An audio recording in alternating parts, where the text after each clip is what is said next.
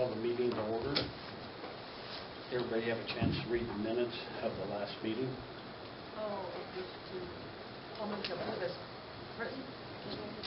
It's been moved by Amanda, second by Darrell. All in favor?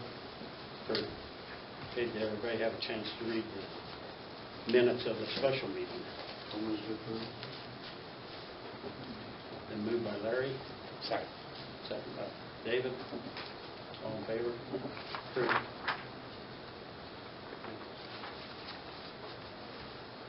Okay, are you here for the options of domestic violence? Yes. Okay, I'll let you go. Okay. You're first. All right. Is there any particular place to stand? Just wherever? All right. I'm Jennifer Hecker. I'm the Executive Director at Options Domestic and Sexual Violence Services. We are the victim services agency that serves your city and your county.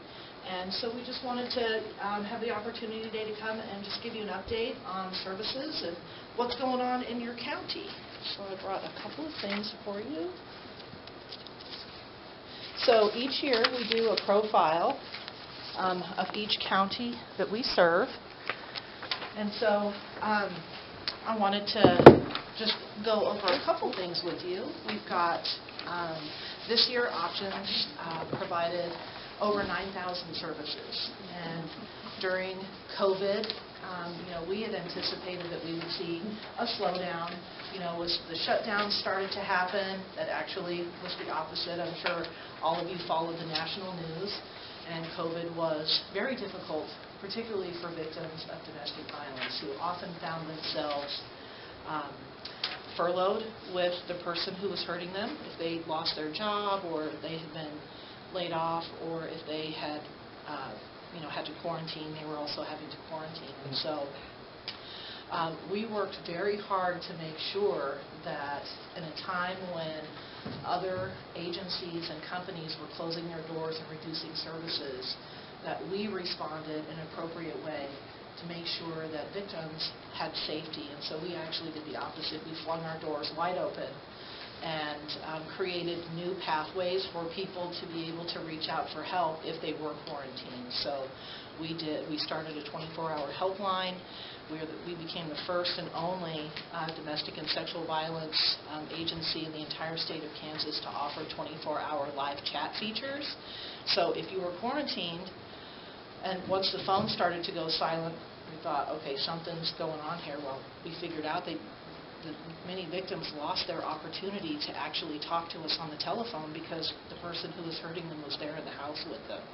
And so those texting and chat features really made a huge difference for people being able to reach out anytime, day or night, and still have a conversation for how they can access help and get the safety that they need.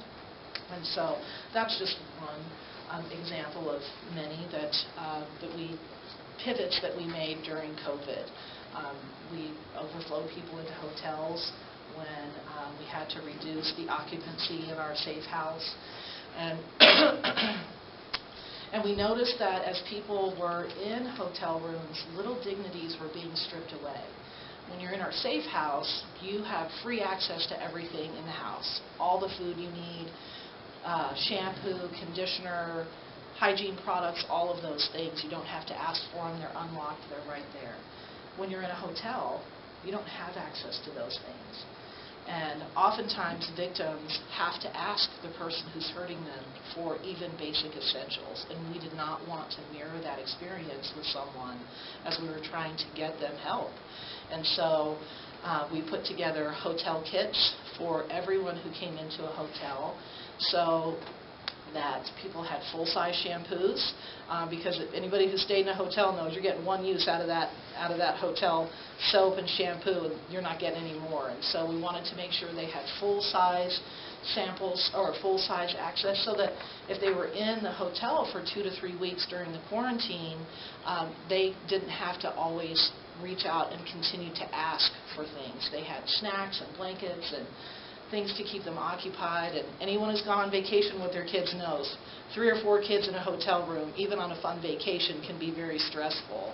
imagine a victim who's had to leave everything behind, and now they're in a hotel room with their children, and the kids are bored out of their heads. So we made sure they had toys and things like that to play with, so that all of their needs were met in a way that brought them dignity. They didn't have to come hat in hand and ask for everything that they needed, because victims often just simply won't ask because they think they don't deserve it. So those are just a few of the ways that we pivoted.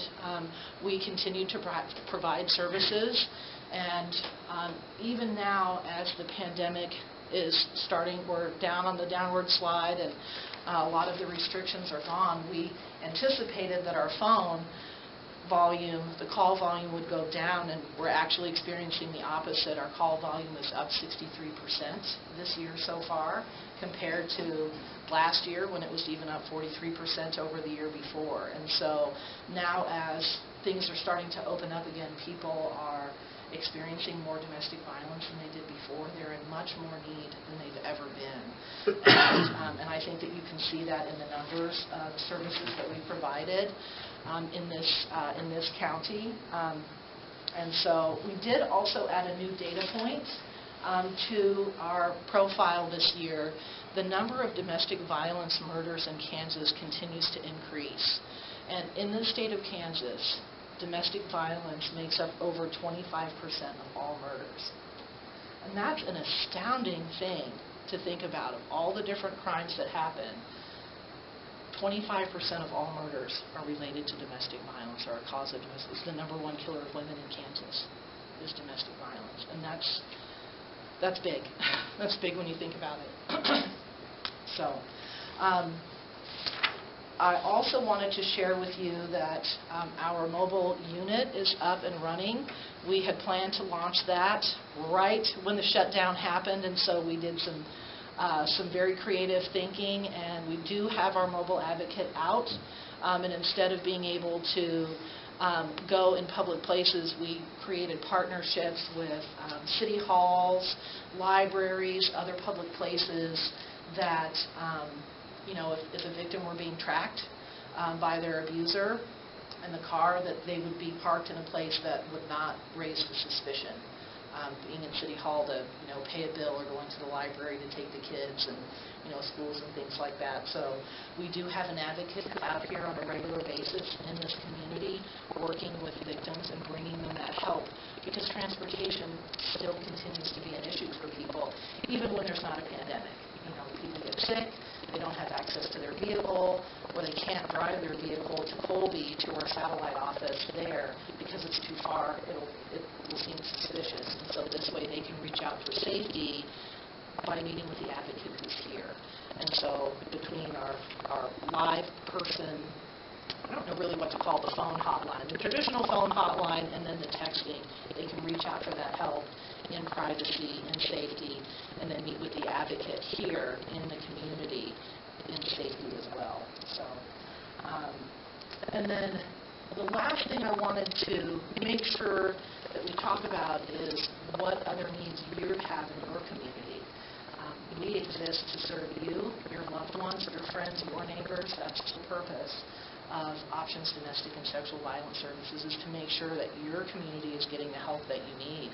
And so if there are needs that are not being met in your community, please let us know. We would love to. Our staff loves a challenge. They really like to think outside the box.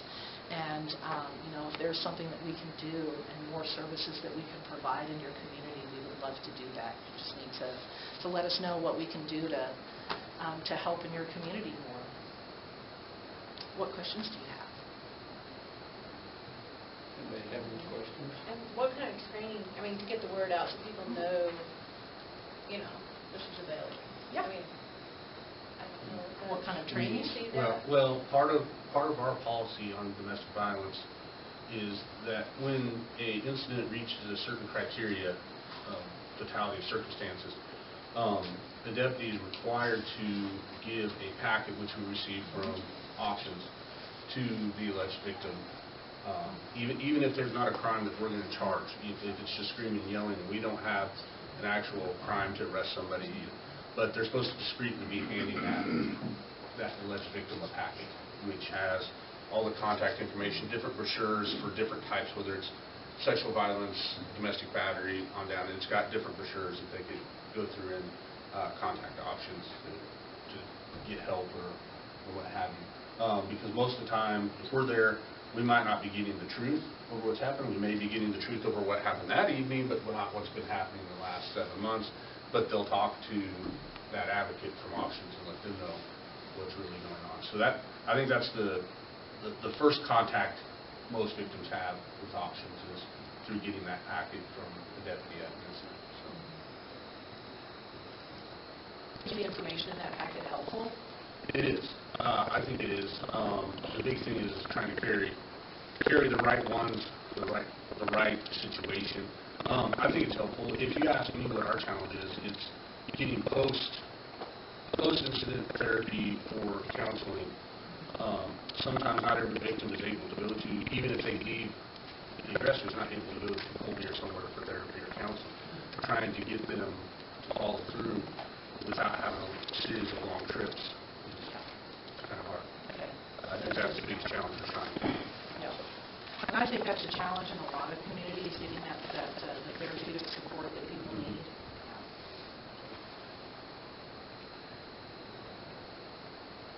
Any other questions? Has everyone got a brochure from Options? Does everyone have one of those? I have a couple of those for you. And then I also brought our mobile Options cards as well. So there are all the different ways that you can call, text. We also just launched, a few months ago, we just launched our tele-counseling service, too. So texting's not your jam. Talking on the phone is too impersonal. We can do just like a doc in the box. We can put somebody on the screen. There's not a waiting room, or there's an electronic waiting room, and they just come right in. They don't need an appointment, and they can still get that face-to-face service as well. We have a brochure holder right inside our door out there. If we can get some of these, we would put them. Okay, yes, I will tell our mobile advocate to bring stuff by the office. I don't know if we have any right now or not. I don't think we do. Okay. All right. And we also have pull tabs that you can put in the bathrooms that just have our phone number on it. It's just a little skinny piece of paper that you can just pull the tab in the bathroom stall. We find if people put them in the hallway, it's too public and no one wants to be seen pulling that down, even if it isn't for them. They don't want someone to think, oh, what if someone thinks that's for me? We have one. Every once in a while, one connection. So it's good. I mean, not good, but Right. good. Right. Good then. Yeah. Yeah.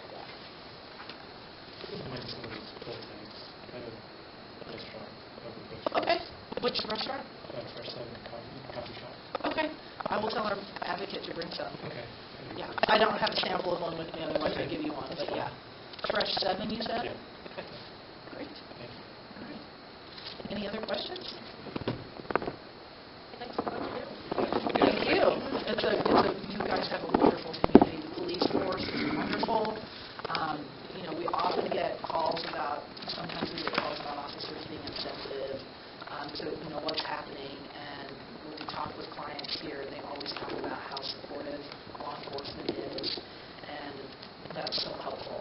That's what keeps people reaching out for help. And that's how we're going to hold offenders accountable. So it's great. You guys are doing a wonderful job. Really appreciate it.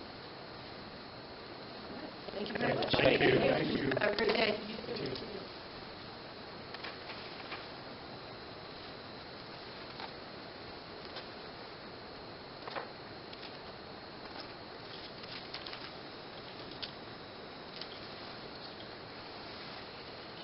Okay, next up is Pat. Well, I just want to say thank you. I know the trash has been a subject of contention for a long time. There was an incident on Tuesday, and everybody knows where Mom lives. That's where the shop is. We had gone down to the lumber yard to get had our car trailer. We had 24 sheets of metal on it. When we pulled pulled into the alley to back the trailer into Mom's empty lot. The trash truck was in the next block. Bradley told Dawson to take his pickup and move it out front because they're, like behind Mom's lot, there's a fence, and so it's really hard to get that trailer in there. So Dawson was behind the shop. Bradley was over halfway into the alley, and the trash truck started coming into Mom's alley. And I hollered at him. I said, "Stop!" And I pointed to the trailer, and they kept coming. And Dawson goes, "Oh, what do I do?" He couldn't go anywhere. I mean, he was. So I hollered at him. I said, "Could you please back up so he can put this trailer in there?" Like I said, Bradley was completely, in the alley. And they just sat there. And so Dawson was sitting there, and he's a young driver. I mean, and Bradley got in the pickup, and he just pulled right in front of the trash truck so that they couldn't, and he hollered at him. And for the most part, he's pretty easygoing, but when he gets mad, he's really loud. And all he said was, "I understand you have a problem with trash, but I figured you knew how to drive." That was it. So Bradley pulled the trailer in, and he went and moved his pickup and parked it in Maxine's old house in the drive. So the trash truck, went on through. That's all it was said. Nothing more, nothing. I mean, he didn't threaten him with a gun. He didn't do anything. Well, that night after we got, was it that night or the next? Anyway, I was going over to the neighbor's house because she's getting ready to come home, and here came law enforcement. And they had complained to someone, and they called law enforcement on Bradley. Rather than coming and saying, "Hey, there's a problem," you know what? Law enforcement came to get his side of the story. And then I told Dawson, he goes, "Grandma, Papa didn't do anything, he just yelled." And the trash has been a really big thing with us, and he's come down here and yelled at the city office a few times too. I mean, that I will. In our alley, our garage is back into the alley, and so to get the car in and out, we have to go through the alley. I don't know how many times we have gone to get our car in or out, and we've had to move all the trash cans from out of the middle of the alley. So Bradley attached ours to the shop, to the garage, so that, they pick up the trash bags and throw them out anyway. Well, the next time it was cut, and our trash can was still out in the alley. Last week, we got home from Idalia, walked in the house, and Mom goes, "I was going to take my trash out, but they've got my trash cans upside down." And there had been no rain, nothing. Mom is 89 years old and weighs 105 pounds. She cannot flip over her trash can. So we went, and I have pictures. There is all this stuff underneath. There was a broken bag underneath as well. And evidently somebody, and I had a discussion with Amanda about, people coming by, whether they see something loose and they throw it in the trash can. Because there was Dr. Pepper cans. Mom doesn't bring Dr. Pepper. There was all kinds of stuff that did not come from Mom's trash. And so, whether people just walked by and picked it up, which if trash is out, you're going to pick it up. You don't want to blow all over. One day we were up at Eagle, and they came and they got the trash, dumped a bunch on the ground, and started to drive away. And so Bradley we were leaving, and he just stopped in front of them. He didn't say anything. They went back and picked it up. And I don't know how many times I've heard that there's been trash bags busted open and stuff has just been left. And that part, like I said, it's frustrating. But my biggest thing was the fact of what happened this last week. Because, like I said, rather than just coming up and say, "Hey, Brad, I hear there was a problem," they sent law enforcement. And I'm sure they've got a lot more important things to do than worry about somebody parking in front. And like I said, the only reason they did is so they couldn't come any further, because Brad couldn't go anywhere, Dawson couldn't go anywhere. So, anyway, like I said, that was the big thing. The trash, I know people have said, people have gone down, and in all honesty, I could have blasted all over Facebook what happened, but I didn't. It was because nothing to do with everybody else, you know, but like I said, I know that people have complained before, you know, about things happening, and I mean, I wouldn't want to pick up everybody's trash. There's no way. I mean, I can't imagine, especially when it's 106 degrees, but that's still your job. I'm sorry, you know. I mean, I had a dishwasher quit out at the restaurant one time because they were tired of doing dishes, and that's what they applied for. So, you know, I mean, like I said, I don't like being on the roof when it's 106. That's my job. Thank you. Okay. Well, I know we've had some small issues with trash, but I haven't heard of too many. And a lot of it is there's a lot of trash containers that have a lot of loose stuff at the bottom of them. And that loose stuff, either they've thrown a trash bag in there that was ripped and it come apart and so forth and whatever, but And I know Mom uses Walmart bags. I mean, that's, you know, God forbid you have to buy trash bags. And she does use Walmart bags. But like you said, this trash that was in Mom's bag, I know it wasn't hers. That's a common problem. People go by, put the stuff in, and that becomes the problem at Right. that one. The contract with Hill Trash Service is to pick up the trash in the receptacle that's properly bagged, and that therein lies where they end up putting them upside down to get, you know, whether it be water or loose debris. Right. It's to a point Well, like I where said, it's this was before, and we always tried, because I came down and talked to Jen one time, because Mom does have two, because they used to have the house next door. Now they've torn the house down and it's empty lot, so she does have the two trash cans, and we use that, you know, for the shop. But and one time one of hers, you know, was flipped over, and Jen said they do it when it's wet. But this, I mean, we hadn't had any rain.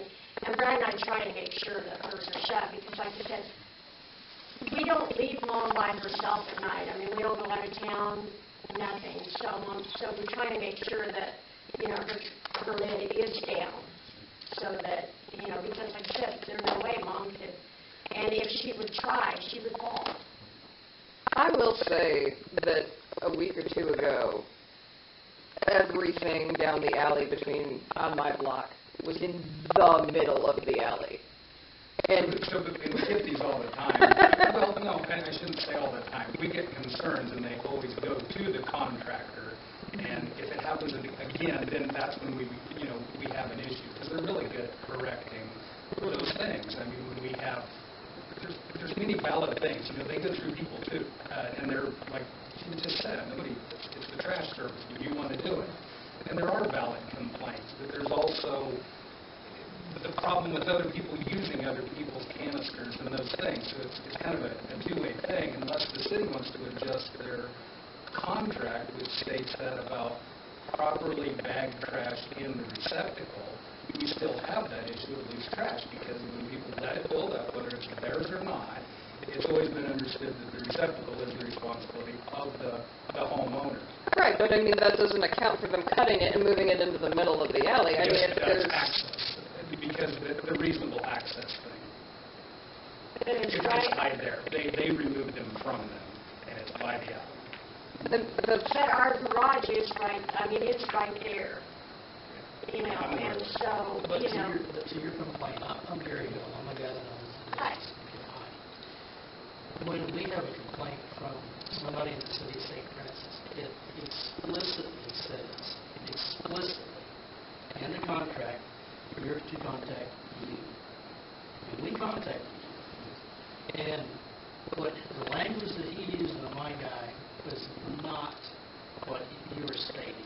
Well, I was going to bring my grandson here today. He's Dawson was right there. Okay, so anyway, he got extremely upset with my driver, and I told JR that's what he did, and they called the police. I know we he didn't did. call them. I We know he didn't do did. that.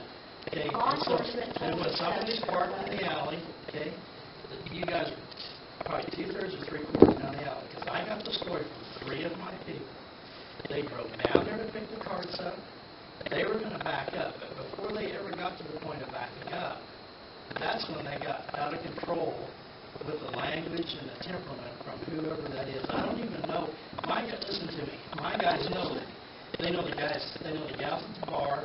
They know the guys at the co-op. They know the guys and the gals at the Majestic. They don't know where one soul is in this town. They have no qualm with anybody here in this town. Nobody. I mean, they're not holding it against you or anybody else that's in here. They don't know where one soul is in this town. They just know they have a job to do, to tip the trash, whole bag trash only out of the receptacles, and they have to be accessible to the truck. And we're going to talk about that tonight because that's going to change. It has to change because we have some issues with our guys and our trucks and our stuff here that we're going to have to talk about tonight. It has to be talked about tonight. So, and like I say, I'm under contract with these people, and I have to do what they tell me to do because they're the ones that cut my check. They're the ones that we have to make happy. Okay, so if you're unhappy with us, that's all well and good. And that became a back and forth. It wasn't my guy that started that, okay? He's the one that went down the alley to tip the trash. He was going to go around the alley and back into there and get the rest of it because he's not going to walk a whole block worth of trash out of there to put in the truck. Okay? Because I hollered. I said, because all Brother was doing was backing in there. So, And that's why I hollered. yeah. For a point of clarification, could you define tip the trash? Because you keep using that phrase, and I'm not sure that that's... Tip the trash just means to unload that. Whatever bags are in that can need to be put in the back of the truck. We just call that the tipping. Okay. That's what we call the tipping. And we have to pull here. We have to physically pull out those bags. I think there's, 11 or 1,200 carts here in town. We get paid for 833. But there's more carts than that here because it's dumpsters and carts and everything mixed up. But anyway, there's 5 bags average in each one of them, okay? So take 833 times 5, and then divide that by 2, and we do about 12,000 pounds of trash on a Tuesday. Those guys are working their ever-living butts off to get it done, okay? And then we get somebody that gets in our face because we come down an alley that's got somebody in it that's parked in the way. We do what we're supposed to do. We call JR. And JR was the one that did whatever the city council had them to do. It has nothing to do with the trash company. That part, that's what I said. That's what I said. I said my thing was, rather than calling law enforcement, they should have talked to Bradley. I mean, I just feel like that. And that's their decision. I know. I'm not blaming you. I'm not blaming you. But our guys don't have time to always stop and chase everything down either. Well, So that's why probably called Cody, because we're shorthanded all the time. And so our guys can't just run every time there's something like that, so just ask for help. Well, And and law Cody- enforcement's short, too. Yeah, I know it. I mean, It is. it's, We go around and around on that particular subject. I think what Gary's talking about is, have you given your concerns? I mean, you feel like you've been aired everything you have to say? Okay. So the next step of this is the trash is changing, like Gary just said. What we have is an access thing that has to do with, we'll automate it. I guess I should just let you talk about that. That all has different requirements. Unfortunately, you probably didn't call a special meeting for this, but it's going to have to be discussed. Okay. Number one, we do not have a contract with the city, signed, sealed, and delivered. It passed last year on June. We don't even have a contract signed. We don't even have a franchisee agreement with you because and we didn't get our 2% increase. We didn't get anything. That's all. We haven't heard from you folks since last year. Well, it's actually June of 16. That's when we signed the contract. It was good through June of 2020. And we never got a renewal on the contract. We never got our increase. We haven't discussed any of the issues that I've been talking to JR about. Not that. Not the contract or any of that. I'm talking about the issues of picking and automating. And I have discussed that with the council over the last probably year quite a bit, knowing that that is going to be where it's going. And I'll give you some examples. We had one of our boys picked up a bag of needles and got stuck. Okay, he's got one more round of blood draws that he has to do. He's checking him for hepatitis bags and needs, okay? So, picking up bags of trash is a dangerous business. You understand that? I mean, and then, you just can't, can you imagine picking up, each one of our guys picks up 6,000 pounds of trash just on a Tuesday. Each guy picks up 6,000 pounds of trash. And so, I mean, our guys are just working their tails off. And I need 2 guys on every truck, and I've got 1 guy. You know why? Because you can't find help, and neither can I. And so we have to address that issue. I'm afraid we're going to have to address it tonight about what we're going to do. You just picked about automated. What are you talking about? Go ahead. Automated is, I have virtually all the places that I pick up trash is automated. When I pick up the grocery store over here, this is automated basically because the truck does all the work. Okay, they don't pick up the bags, they don't pick up the dumpster. All they do is hook on the cable, latch it, and the truck does the rest. Okay, on the carts, automated is they have a grabbers that go around them, and pick them up, and tip them onto the side of the truck, and they set them back down. I have a video of my truck's insurance workers doing that. We have, you want to do these other people, this is going to take some time, it really is. We might better. What? We should move on to the... Yeah. Okay, we'll do that during the... Okay. Can I just say one thing about the trash? So at our house, and I'm going to speak personally, not for city employees, at our house, we have our trash can at the alley, and we have a little bit of a step up. So we have tethered it to a couple of stakes.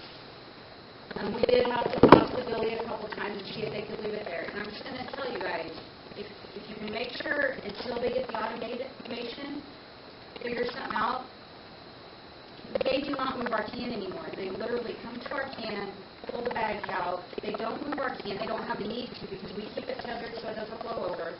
It's apparently working. They've never broken a bag of trash at our house. And so maybe some of those suggestions would help anybody in here who's having trouble with the cans pulled a little bit out to the alley. They haven't complained, and Billy has Dan's number. Billy knows how to get a hold of me here. You know how to get a hold of me. And so... And when you talk about being in the middle of the alley, you know... I mean the dead center of the, which I don't have a qualm with. I mean, that's just where it was. That's just to make it aware. I have no problem. I know that it gets wet. I have an elderly neighbor. I'll go flip her can over. My husband and I will push our can back. I have no problems with it because I'm young and I'm able-bodied. I really don't have an issue with it. But it's just to say that I have seen it done, and it was done consistently down. I mean, there were 4 of them in the alley where I drive down to park in my garage, and all 4 of them were there. And it was a one-time issue, so I know it's not a recurring, they can't get to the trash cans. It was just a one-time thing, which is why I did not bring it to the city's attention, which is why we did not register it. It was just, as we were on this, I thought I would bring it up. But I really don't have a complaint about it, which is why I didn't come to this, which is why I didn't I guess contact I would say take a picture, but it's not going to do you any good in the future because the way we have to have it in the future, Right. we're going to have access because they have to have 3 feet left, 3 feet right, 2 feet rear. Perfect. And That's the grabber arms. They're like this. right. They And go all the way around, and they come back in, and they clamp to the back of it, and they took the cans in. And I want to get to that. I want to make sure that we get to that when we do this. I'm Lauren Rouse. I'm the city attorney. And I am pulling up the ordinances on solid waste as we speak, so that way as we're going through this, I can make sure that if we need to write a revised ordinance, we can do this to better accommodate you so that the residents are aware of it and that we can do what your guys need. Well, I can promise you it's going to be painful. It's going to be very painful because people are going to be so upset with us because we have to have access to the parts where the truck can get in. So my guys do not get in and out of the truck. There's defeating the purpose. Because my guys have to get in and out of the truck and move it and throw bags and stuff, and it defeats the purpose of it. But I've lost 3 guys that don't want to work for me anymore. They actually quit me because they just couldn't stand the St. Francis regiment. Not St. Francis's fault, the trash fault of how we pick it up in St. Francis, throwing in bags.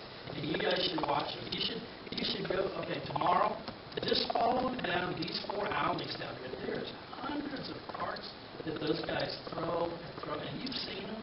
They're absolutely working and sweating themselves to death, and it's not going to last long. And I've had ads out for people. JR, when was the last time you got to see a person apply for a job in the city? I mean, you can't find people, so we have to do something to change it. That's correct. Okay, Dan, let's get yours done.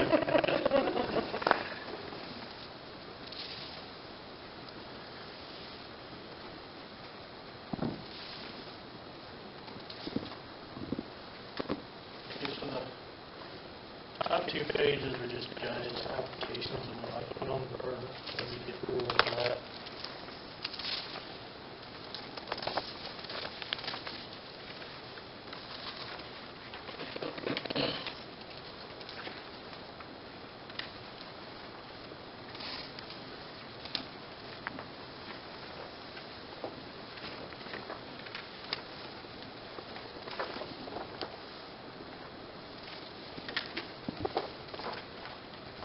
These guys are talking about right now, volunteers are getting less and less as well. So, how many are in town and how many are out of town on the fire department now, as far as that number you both ways? Most of them are in town still.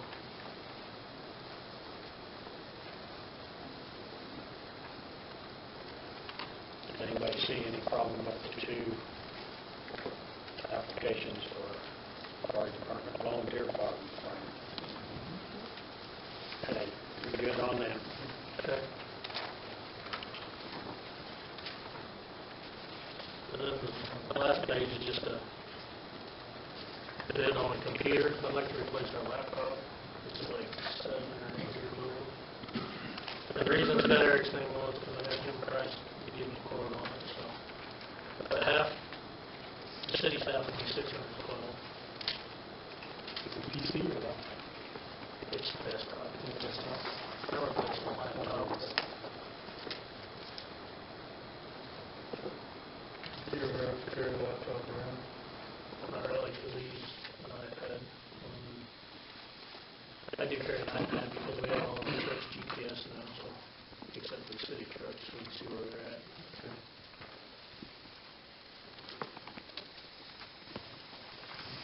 Does anybody want to make a motion on the $612 for computer update?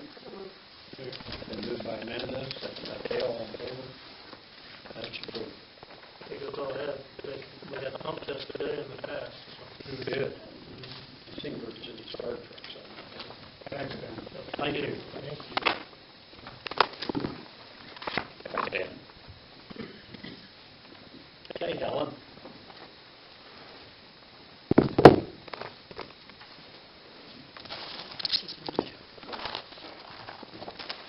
Thank you for letting us come today, or this evening, and Karen Swigert is here. He's our board president of the Cheyenne County Community Development Corporation, and Justin is on it, and so is David. And just wanted to kind of give you an update on what's going on, and for those of you who may not know what we do, that's in the booklet, and I won't go over that. I'll just kind of let you read it and kind of hit the highlights of what we've been doing. We're still working with the Kansas Division of Wildlife and the Highway Department to try to get signage up to South Fork area. This has been going on for about 7 or 8 years. But with the changes at the state level, we have to start over and trying to get somebody new. We are having several people show more interest in Rural Remote, which is a program with Kate Wilcox that's also funded the training by Dave Hansen Foundation. And they do the training, which is paid for by Dave Hansen, if they live in Cheyenne County. We've had some people inquire who live outside the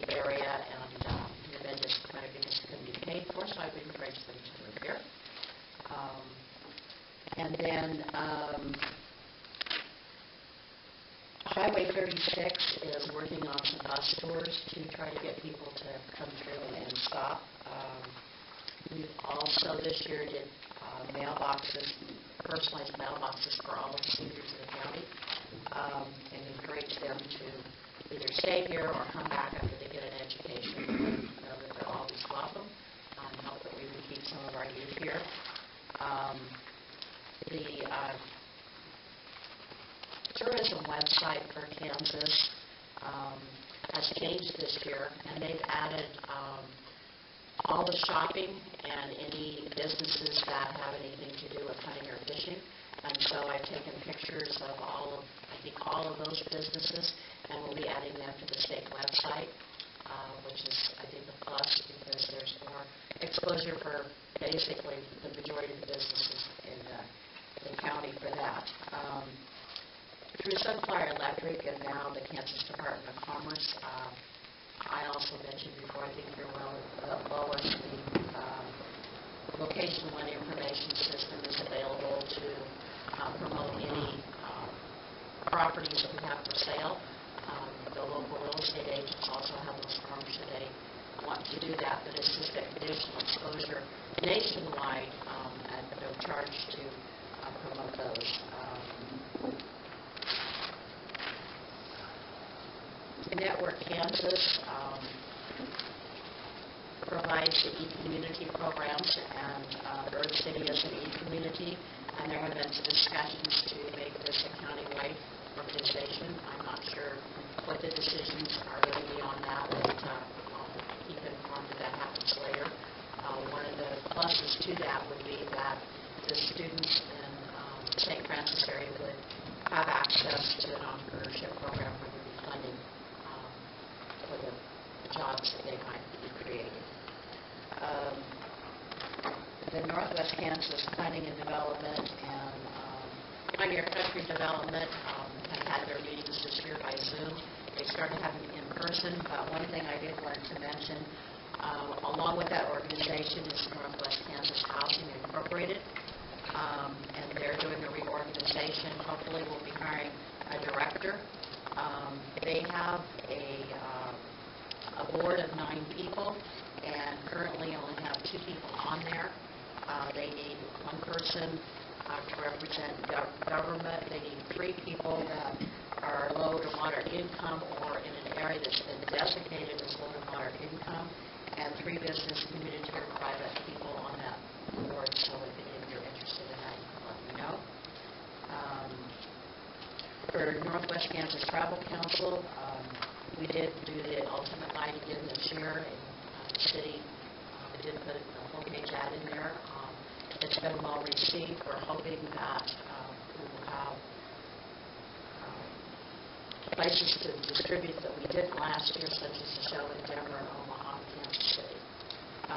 Travel Council does go around to the 18 counties and take turns having the meetings, and we did have one here last week. We met in Bird City at the Senior Center, had lunch provided by Hometown Market, and went out to the Treasure Show grounds to Jim and Cindy's Travel Museum, so that people can be exposed to that. I think it's a real addition to the county. If you haven't been there, it's really worth kind of like taking a tour around the world in miniature.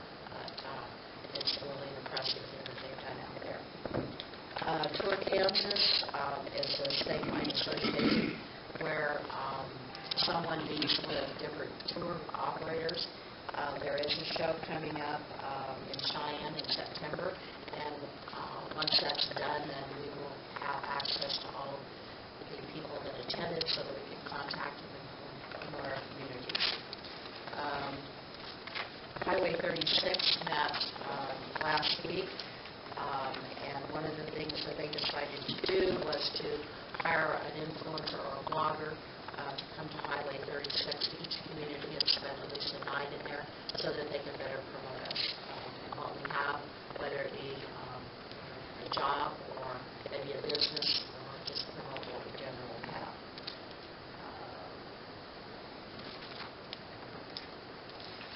We've had several businesses that have started up, within the last year, a surprising amount with COVID, and I still have people coming to the office. There are 3 of them right now that are working on business plans for business so that they can get some financing, and we'll see where that goes. And I think it's kind of exciting that we continue to have a thriving community where people still want to open a business no matter what the times are. So that's really good. The Kansas Small Business Development Center and SCORE out of Wichita have been doing some online training, which is all free of charge. And hopefully in the future we'll be able to have in-person ones here in the county, which I think are much more beneficial than doing things online. So as things open up, there'll be more of those things available for our businesses. In August, we will be the refreshment host at the Midland Travel Information Center and showcase the county, have some brochures and things out there for that. As a fundraiser, as you know, we did the Shine-Ockley game last year, and because we didn't have a lot of events, we didn't have a lot of sales, but it is increasing, and a lot of the sales have been to people who are out of the area that get the newspaper, so that's been good. And there have been just a tremendous amount of Zoom calls,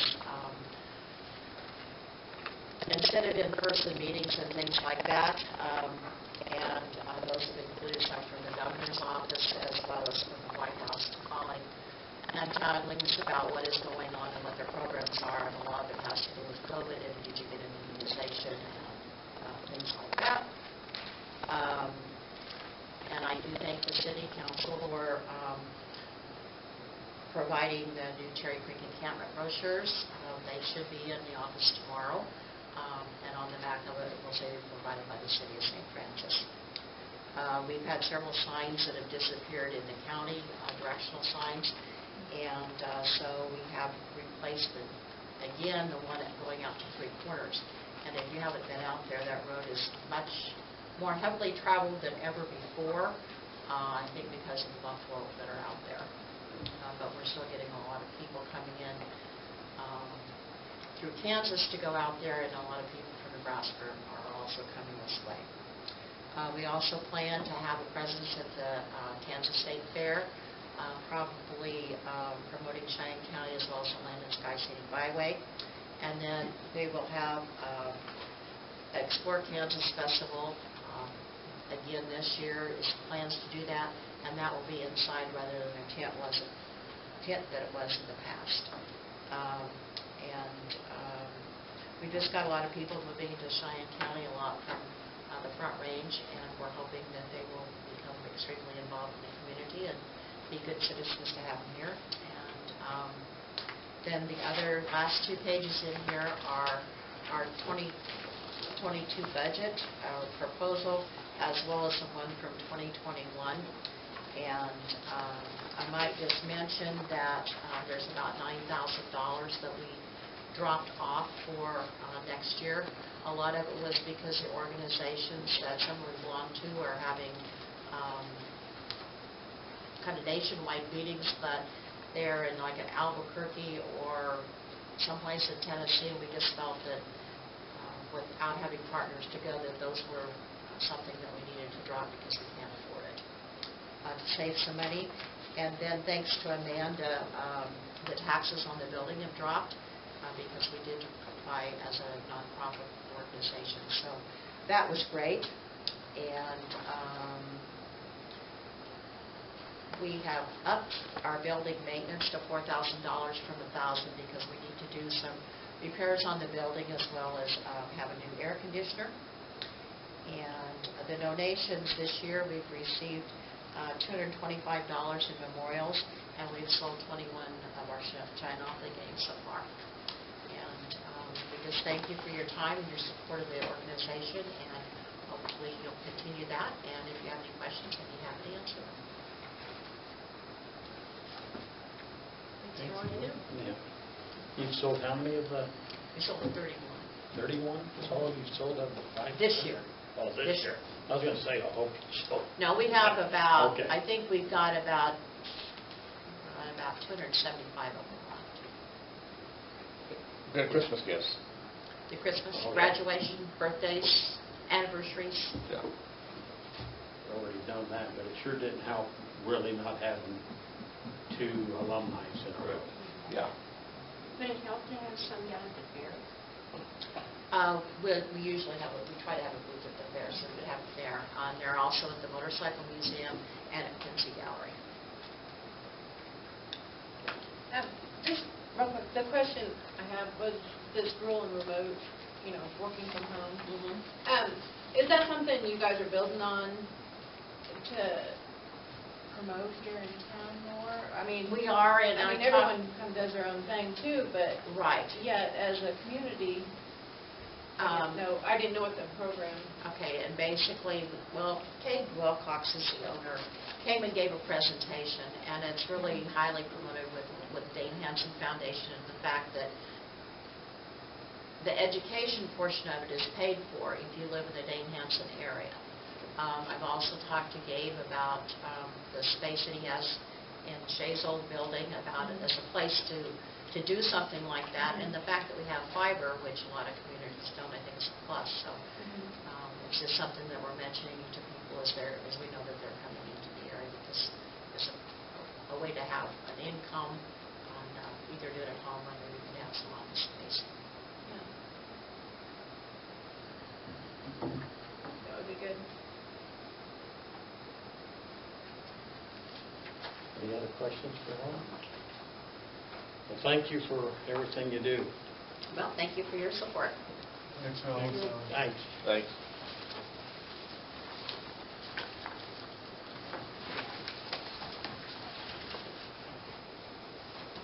Okay, next item we have there is a CDBG drawdown request number 5. How much was it? So this is the final one for the food pantry. So the remaining funds for them was $1,984.38, and that will close out the food pantry part of it. And then Justine will wrap up. We have to have a public hearing sometime in July to close it out, and then at that point we will pay her the final $1,500, and then those funds will be depleted. So the motion needs to be a vote to approve drawdown number 5 for the 20-CV-116 project in the amount of $1,984.38. Is there a motion? Moved by Amanda, second by Cale, all in favor? We have to have a Roll vote. call. David? Okay. Yes. Cale? Yes. Larry? Yes. Pass. All right, thank you. Okay, we don't have Justin on there, but let's move him in here. Okay, Justin, we'll put you in. Okay, cool. So I really don't, I want to keep this as simple as possible because I think it's a very simple thing in my opinion. Instead of purchasing CAD software, I purchased pencil and some paper.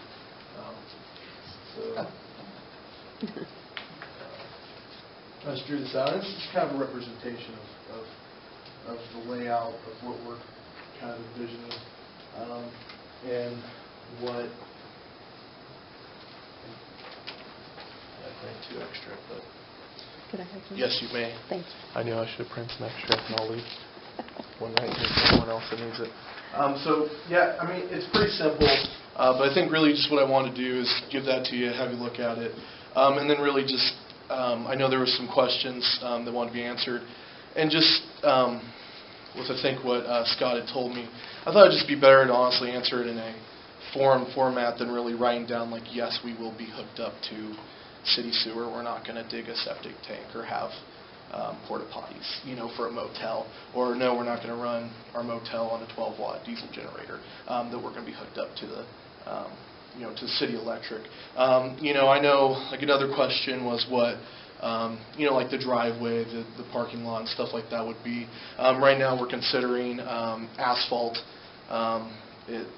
That's really our go-to right now, maybe with some concrete for the actual designated parking spots for the cabins.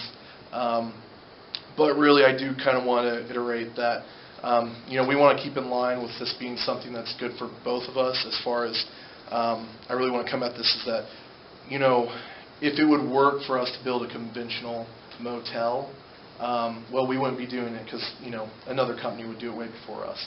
And so what we're trying to do is we're trying to take our resources that we have with some of the things that are available, especially with skyrocketing lumber prices and just the lack of supplies in general and of goods as well, and fill a need that our community desperately needs. You know, and we've tried to work real close with Helen, and she is kind of, you know, I've been on the board as well, and, you know, I mean, I don't need to tell you that, you know, lodging is one of our biggest problems, you know, maybe one or two along with housing. And so really, I know in the original proposal, I don't know where you guys are at because I handed the paper to Helen, she handed it to you guys, so that's, you know, kind of where I'm at, is kind of coming in here blind. But, you know, really it's kind of one of those things. I know on the contract side there's going to be probably some requirements, which is understandable. But really, I guess that's where I'm kind of as I know, you know, we're trying to do this as a, where we're doing a cabin style, you know, one at a time, because you're looking at putting in a cabin, the cabin itself to finish it, we're looking at a minimum of $20,000. I bet you we just go over that.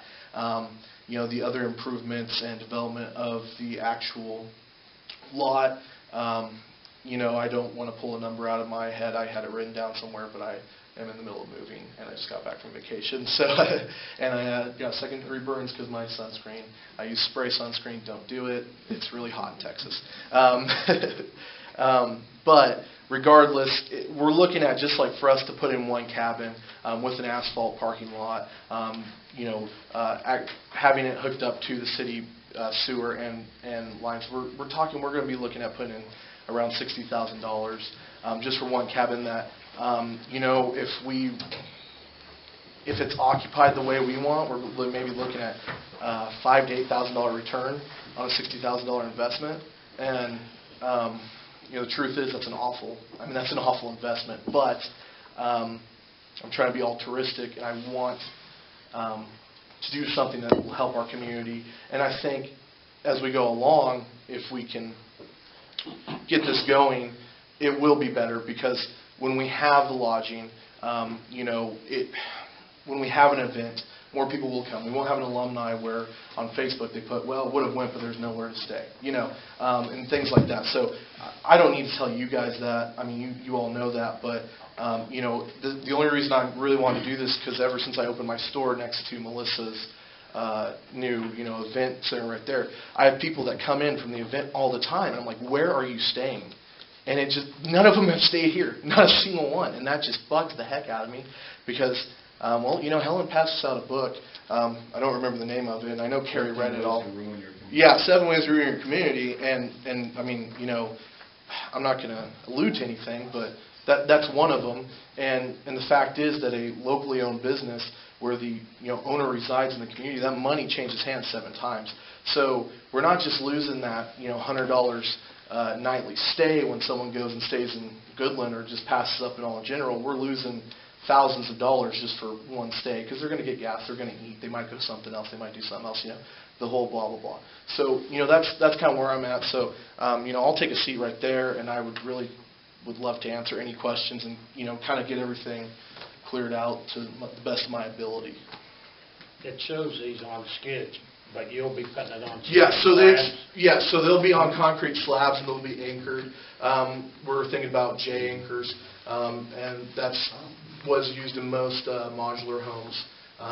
And, you know, I think would be no worse for wear than any other building or motel for that case. Excuse me, Scott. Is it okay to photo these?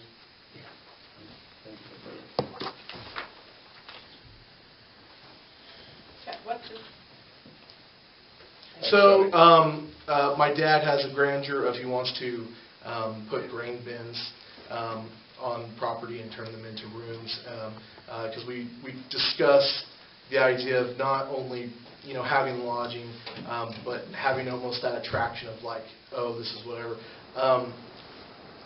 If we proceed with anything, I'm not putting that down as a definite. But, you know, sometimes when you're getting financed by people, you have to do what they, or, you know, you have to give a little concession to them. But, yeah, so the idea with that would be, you know, a grain bin. And that would, because you have the idea, you know, you use your resources. What are we? We're an agricultural community. So what would be, to him, what would be cooler? You know, we thought the TPs, right? Well, you know, nowadays it's maybe not the best thing you want to do. And so a grain bin kind of still fits that eclectic design that might actually draw people to it as for its own reason, not just as, hey, I'm driving on Highway 36, I need a place to stay. But it might be, hey, I was driving on I-70, I'm going to come up to St. Francis because they got the grain bin rooms. You know, but like I said, that's not necessarily a, you know, take it or leave it kind of deal. That was just a... So there's not like an office there, it's just a matter of... No, you so... book your Yeah, so to start off with, and like I said, I mean, really this was kind of the worst time for me to present anything because I was going to do more and I got home and I'm exhausted. I have second-degree burns all over my body and I'm just not in the best place. But yeah, so to start off with having the, just like the one cabin, say, you know, originally in my original kind of proposal, you know, the idea was to have a cabin each year for 3 years to start off with, and that kind of be a guaranteed thing that we would do. And the idea with that would be to start off more on an Airbnb ground of pretty much, you know, there would be no office, there would be nothing like that, just because financially it wouldn't make a whole lot of sense to build an office that would cost more than the actual lodge itself. But, I mean, you know, I get to go into grandeur, so you know, of course, you know, on the in-game, I want to imagine, you know, 10 to 12 cabins, you know, and of course, they'd have an office and laundry and all those things, like a traditional motel. So, I mean, the idea is that we're trying to be a traditional motel, but we're trying to do it on a budget. And so it ends up being this weird, I know coming to you guys, it's one of those things where it seems very, almost like, why don't you have a better set out thing? Well, I think we have what we're going to do, but we don't necessarily have it set out to be like, you know, if we build 3 of these cabins and, you know, they don't necessarily work out as well as we want to, we might transition to something else. Does that make sense? If we build these cabins and we promote the heck out of it, and we're just not getting people coming, you know, I don't want to, if that makes sense, you know, say that we're going to do something else. And whether, you know, I guess what I'm trying to say is that it's going to be a business from day one. And so it's not going to be some kind of development where it's developed out to be, you know, we're going to put this motel in, it's going to be, you know, 15 rooms day one once it's built. It's going to be as soon as possible, we're going to start, we're going to need a cabin there that's going to have, you know, people can stay there as soon as possible once we get that cabin in, and then we keep rolling from there. Instead of, hey, we're going to build 15 of these, oh, it's going to take us, you know, a year and a half or whatever to get going. Because I think one of our main concerns is, you know, we're in a limited time frame, and maybe it's just in my head, but, you know, we're in a once-in-a-lifetime event for small towns, and that people don't want to be in a big town, they want to be in a small town now. And so, you know, yeah, lodging isn't housing, but if someone wants to come and look at houses and they have to go stay in Goodland, maybe that's a bad sign, because maybe that's driving them to Goodland or the next town that has a motel, because that's as a real estate agent, that has been a concern before. You get someone coming from out of town and they go, where's my mother going to stay? And, you know, I say, well, right here in the house. And the husband goes, no, you know, and so I'm not saying that causes them to move on, but when that is a concern and you can't address it, I know as a real estate agent it feels awful, but, you know, as someone, I guess, that wants to feel part of this community or whatever you want to say, that feels awful that your own city can't provide that, if that makes sense, or your community can't provide that. So how many of these little cabins, these 16 by 32, do you think you can eventually put on there if everything went good? We're looking at to have decent spacing. 10 would be a guaranteed. Or I shouldn't say guaranteed, but in gold guaranteed. I don't want to guarantee that from the beginning. But 10 would definitely fit easy. I think it'll leave a lot of space. And because we've also shot around maybe the idea that you put something else there, like a mini golf course or something like that. I mean, but really going off the measurements, I think it can fit 15 or so accommodatively. Plus a couple of the green bin rooms. Yeah. So two of the green bin rooms, and honestly, it might be one of those things where, the green bin thing was a later addition because the original idea was for the cabins, get them going, get them started. But then, so if it was something that we could price out the grain bins and they're almost, and if it was okay with, council, and it was something we could figure out that it was a similar price and it was more of an actual attraction and it was, I don't know, in layman terms, a cooler thing, that might be the way we go. And that's why I guess I didn't, saying that, as I said earlier, so I didn't want to say, hey, we're going to do 10 of these no matter what, that's what we're going to do. Because if it works out as a better business plan to pivot to something that's more of attraction on its own than just the actual lodging itself, then that's what we'd want to do. Any business would want to do that. And so, I mean, I guess it just comes to one of these things where, if we were buying this lot and it was, imagine around a town, a random place, and there was no requirements from the city, and you're financing it yourself, don't get me wrong, you wouldn't want to go with no business plan, but you would change things as they work to do better. So I guess what I'm trying to do is we're trying to make it where it works for you guys, but at the same time we have to make it work on our side. Because at the end of the day, spending $150,000 to get a little podunk motel, and as Dave has said at the meetings, and make a $8,000 return on the room a year, and never, it'd be hard. So that's why we're trying to minimize what we have to put in for what return we're expecting, and that's kind of where we're at. Do you have an idea of what you want to charge per night? So, the number we've floated around to start off with, because we want the rooms, I know luxury isn't maybe a word that exists in western Kansas, but we want it to be the nicest rooms in town. And so, we were starting off with a number about 115, but, if it has to go lower so you can get people to go there, that's what it could be. But really, I think when we've talked to people, when we've done things, we've asked, is 115 too high for, if you're going to stay? And they say, absolutely not. As a matter of fact, we pay more if it's a nice room.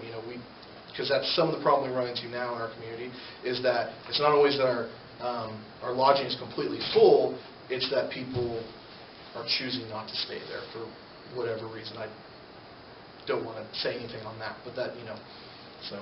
How many will sleep one cabin? So we would have king beds, and so pretty much we're trying to do a half and half. So a king bed option. So of course it'd be your 2 to 1 people, or however I get of course they won't want to fit more than that. But then a queen bed option as well, so 4 people. So the maximum we're looking at is about 4 people or so.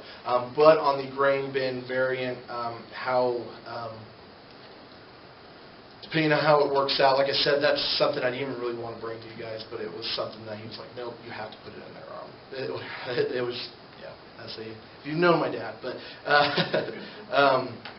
and so on, like, for example, on the grain bin version, we were looking into if we did more actual contiguous structures, to have options where you'd have the center doors. So if you had a big group coming in, and you had two 4-person rooms or 2 queen beds, or however you want to look at that. So for some groups that would only be 2 people, but however you want to look at it, if it was a bigger group, you could open that door like a traditional hotel, and you would have the 2 rooms, if that makes sense. And so, but where it is cabin style, for accommodating larger groups, would just kind of rely on those cabins being open, if that makes sense, depending on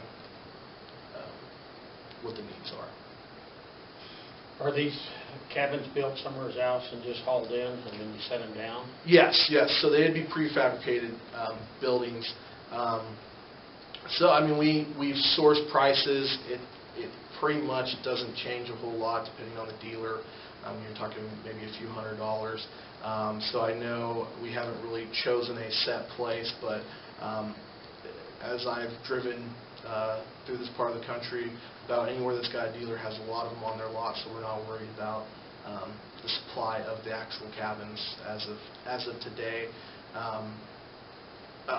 We're probably going more for a Durskin. They seem to be the most reliable. We run a lot of those actually out on the farm and out everywhere, and they seem to not blow away as much. I don't know if that's a weight deal or if that has anything to do with construction, but you know, with an anchoring, I'm sure any building can be okay. So when they come in, they're not finished inside, you have to finish No, them? we have to finish them. So that would add to the cost. I mean, because you're looking at some of the best prices if you do, you know, if you do kind of a larger deal with some of them. I mean, you're looking at, I think the lowest we got was a $12,000, and that's on some repoed ones. So, you know, when you're looking at a $15,000 or so just for the cabin, you know, we're hoping to keep costs as low as possible. But, you know, I gave a $20,000 figure, but every day I look at that, that's going to be a miracle if we could stay at that number. Any other questions? Do you think it's realistic to have 3 of them in 3 years? Oh yeah, most definitely. I mean, you're looking at your you know, your biggest cost is going to be the start out, you know, and so that's the hurdle for most people, and where we don't have to find funding from an institution or anything like that. This will be, I mean, out-of-pocket financing with money that's already there. I really could see more, but I don't want to do that because I mean, the truth is I want to be as positive as possible. But if it just doesn't work, I don't want to have more into it than should have been put into it. But yes, three is definitely easy because I think, like I said, the first hurdle is, I mean, you know, getting the actual hooking up the utilities and doing all that work and developing the lot comparative to actually moving in a cabin and finishing it, which can be done in, you know, a few days, if that makes sense. And I can actually see your finished cost being around $10,000 easily. Yeah, exactly. I mean, that, you know, it's one of those things. I mean, you know, we have a lot of employees with construction backgrounds and carpenter backgrounds, so we're kind of. So if that total cost just got up to 25, let's just say for the single barrel, maybe even got up to 30. What's the difference between that and the cost it would do for the grain bin? So that's something I honestly don't know. You know, because if you're talking a few $1,000s difference, I think you would have a lot better luck. Yeah. So I mean, that's something that I think is I mean, like I said, I mean, truly, like when I came to and kind of discussed this with Helen, I mean, I was this was kind of something I had started, and then you know, my father had gotten excited about it, so joined me in on this, and then he's a little bit more, how do you say, on those things. And so, yeah, no, that's definitely kind of where we're at right now, is that I think there's a lot more man hours in doing the grain bin comparative to the prefabricated shed. One of the things is finding, you know, grain bins that are in good condition. I mean, I'm sure you could have one built. I mean, I know it's not the most expensive endeavor to have a grain bin built, but like I said, I just don't know. I haven't even looked into the figures of it. It would still probably cut costs, roughly, like you said, that,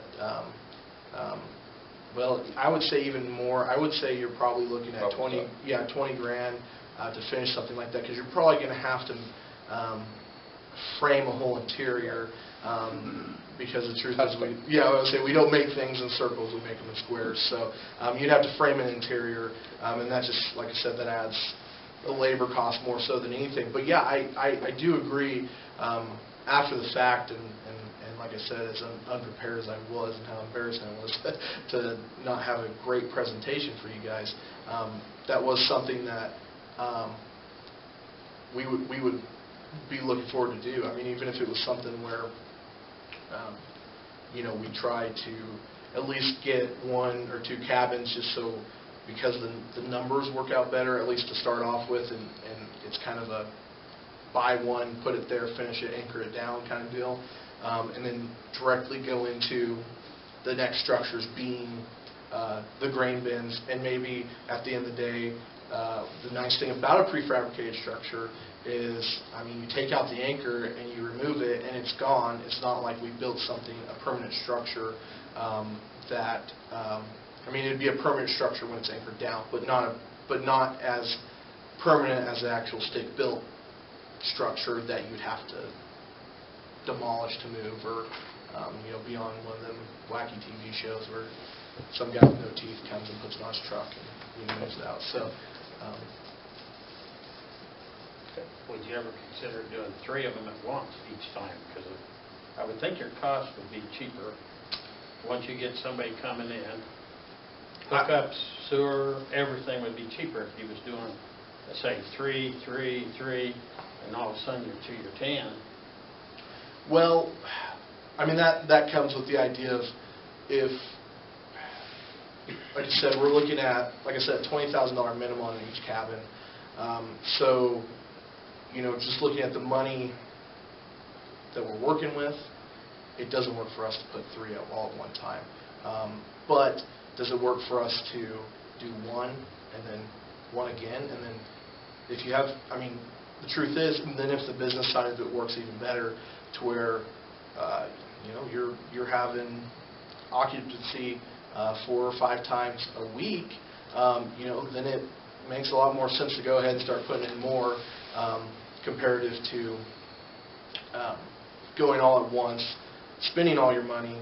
How much money could you save going with really nice gravel as opposed to asphalt? A decent amount. Well, I don't know on that, because sometimes the amount of gravel, you know, the larger amount of gravel you get, the more it lines up with asphalt being cheaper. I think the main thing too is that kind of our promise. I mean, because the concern here is, and it's not necessarily aired out by me or anyone, is that, you know, the idea is not to just give the lot to someone and then they do what they want with it. And so I think one of those things that, at least asphalt is one of those things where it's a development to the property, whereas you know, putting gravel down is something that's kind of a, you know, in the long term, I think too, you know, you're going to have to replace that gravel. You know, if you're having, you know, 10 stays and people are coming and leaving, you know, you're going to have to replace that gravel with something that's a little bit more permanent, anyways. So that's kind of where we're at. But yes, I mean, there's, like I said, I guess it's one of those things where, you know, we want to do what is required, I guess, for us to have the lot, if that makes sense, to do this opportunity. But then again, we want the ability to be at least flexible, that if, I mean, we get a gravel price and it's $20,000 less than the asphalt price, then we might want to do that, if that makes sense. But like I said, we want you guys to be assured that we're going to do what we're actually saying, and not just, you know, I guess have all the fears of, you know, why we're doing this in the first place, you know, if that makes sense. So. I think the asphalt would be better than gravel. Yeah. Because if you have motorcycles, I do not like to go on gravel. But you get all these cars nowadays that sit so low, they'll be dragging in the gravel. Yeah, I would say it takes you get one really good rain, and then you have a problem where someone gets stuck. I mean, if you have a good gravel down, that might not happen. But, you know, people from Colorado learn how to drive differently than me and you. that works in any state, I promise. When I was in Texas, you just say Oklahoma with that, you know. If you're in Oklahoma, just say Texas. It all works out, so. If anyone's from Colorado, I'm sorry. Okay, well, thank you for this information, and if we have time later here, well, we need to get back to Gary on the trash, pick up and stuff, and so we'll look into this and consider it, and we'll let you know. Yeah, I appreciate it, and definitely if you guys have any questions, I don't know where you can find my number, but it's findable somehow, and just give me a call. Like, I mean, you know, this doesn't. It is. We have the internet, but you know, this is. I don't think this should be something that's complicated. I mean, it will be complicated in certain things, but I think it's pretty straightforward as far as a yes or a no, and that's kind of what we're looking for, and then what's required of us. You know, that's just where we're at. So I appreciate it, and I'll end it there before I keep talking to Nicole. So. Okay, thank you. Thank you. Take care of that sunburn. Yeah. Okay, well, let's go back to Gary. Everybody done? Yep. Yep. I wish I could see you face to face. Can I move up here? Yeah, come on up. You can sit right up here, right in the center if you want. So I can set this in place. Use the restroom before this gets going. Where do you get that from? Back in the corner. It's a refrigerator. You didn't know that? No. Oh. All this time? No. Oh, how are you?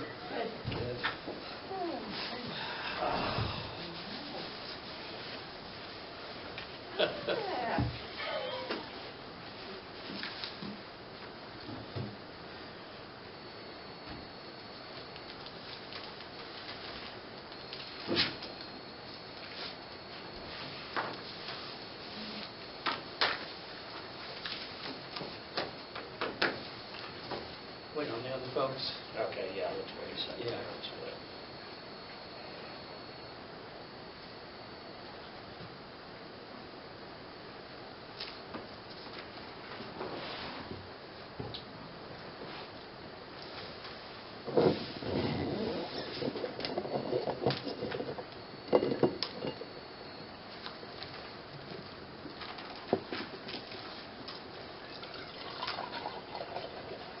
Three things we get complaints about: Trash.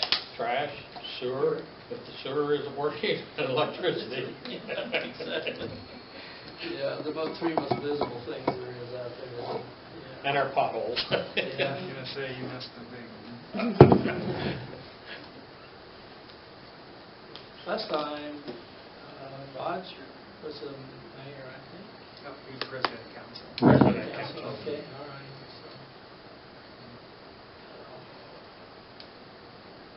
Do y'all recognize my face? You all know who I am, I guess. Some of them might not. Okay, you know? I sat on your lap when I was a kid and Yeah. asked for favorite kind of toy. Well, I'm old enough for you.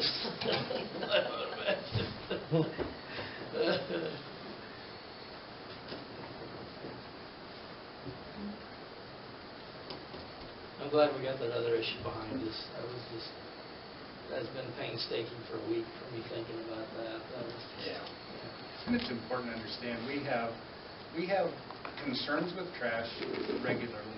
Repeat ones usually not. They're usually something that's addressable.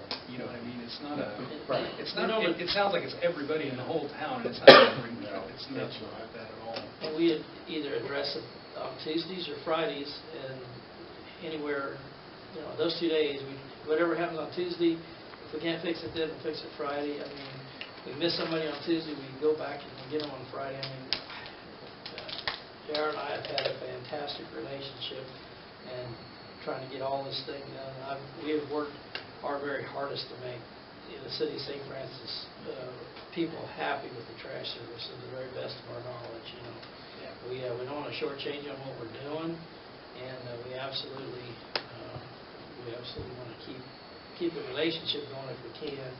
But unfortunately, with the times the way they are and things the way they are, it's going to about mandate that we have to do something different on how we pick up trash. And I'd like the needle. Do all of you know about the needle stick? Yeah. Anybody knows about that? One of our guys picked up a bag of needles, and not knowing to that, and he got them stuck in his thumb, 2 of them. And anyway, they took him to the emergency room, and well, Jay, I don't know how far I can go with it from there. You might be able to go ahead and tell them what happened on the circumstances thereafter. I don't know legally if I can say anything. This is the one that was way back. That was the one right down there by the In that pillow. alley? Yeah. Yeah, no, it eventually was a bust related to that incident.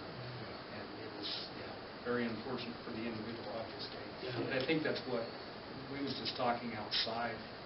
So much of this has to do with health, protection of the workers themselves. I mean, they're literally touching and grabbing every single piece of trash, bag of trash, hopefully, that is produced in town. From the health standpoint, that to me is almost as obvious, if not more obvious, than short of people.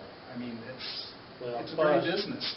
Plus, there's people putting things in those bags that shouldn't be, or, broken light bulb. I mean, it just can be all kinds of stuff. And like you said, it can be dangerous. It can get cut or stabbed or anything real easy. And Well, anyway, long story short, the boy that works for me, still works for me, young man, he got stuck, and he's on a protocol. He has to go every so often to get tested. And he almost, I just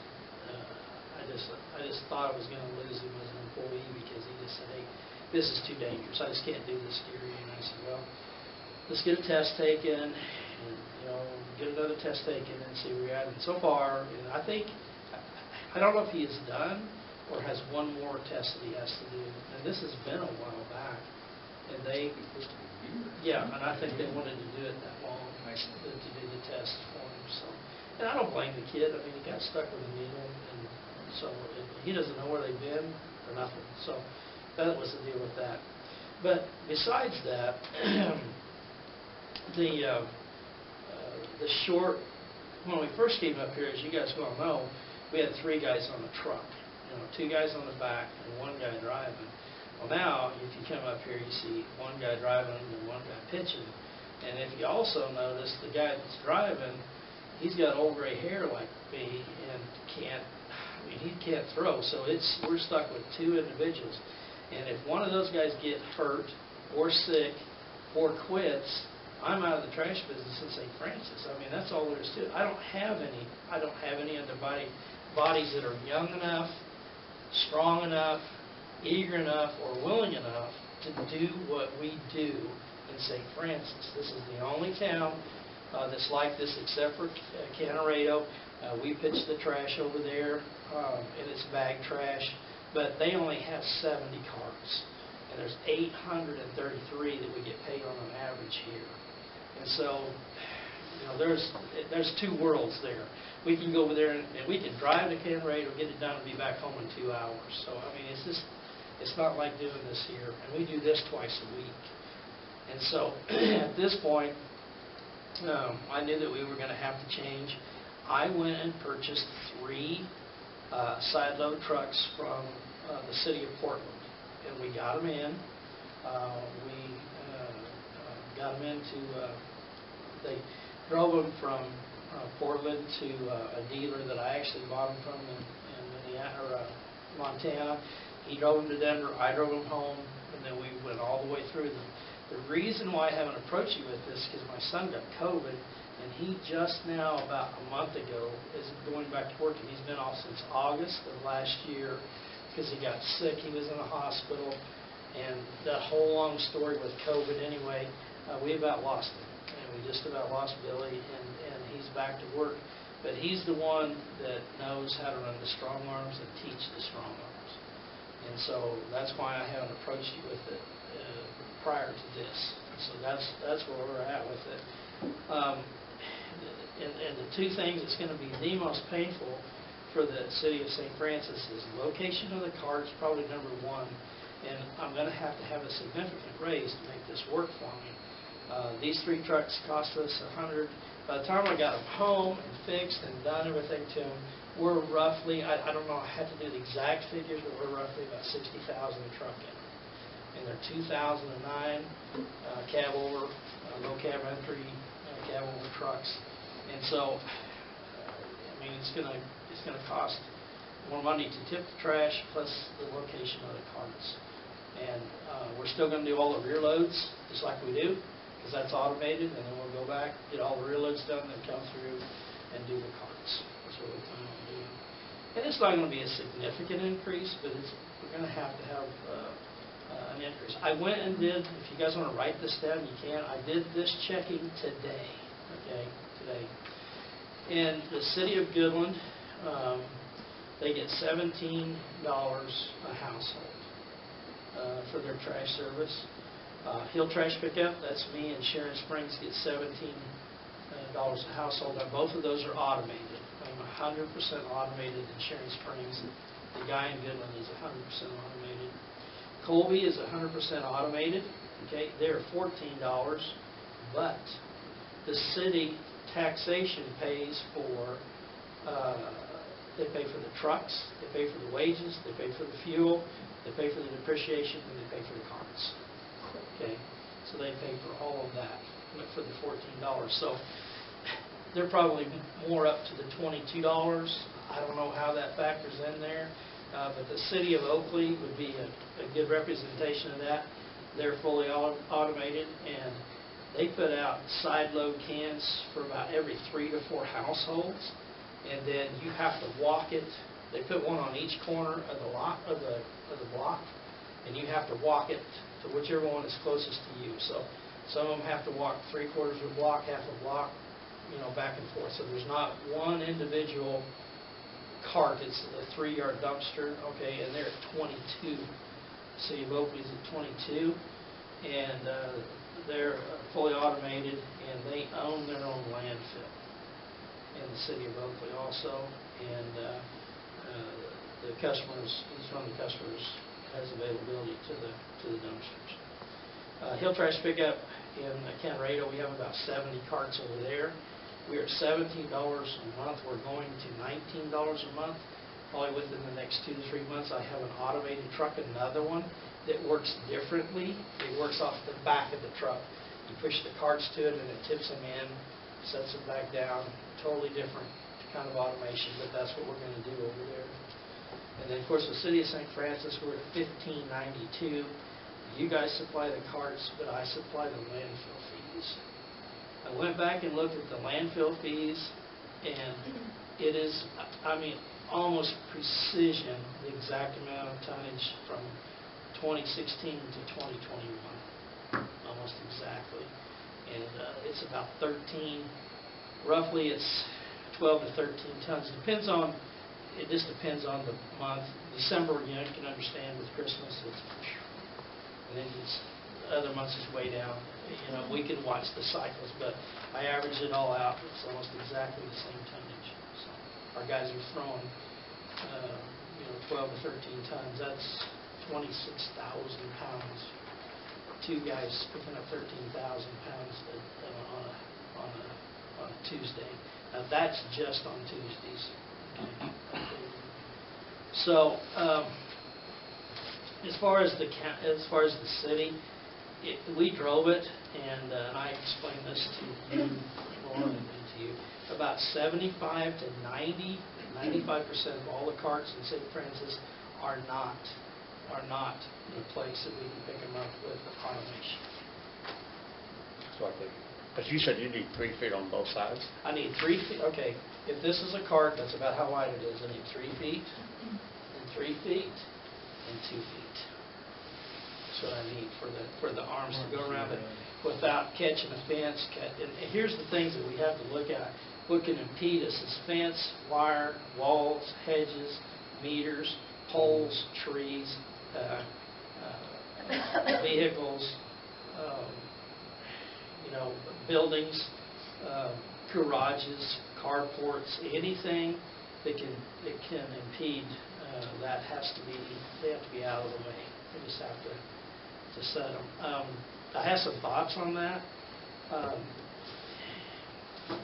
You lived in 2 or 3 different cities where they put the trash at, Yeah, I mean, front. this is the first time I've ever lived in where on trash day you didn't walk your trash out front of your house, put it on put it down off the curb into the street, and at the end of the day, you hauled it back in. I mean, I've never lived.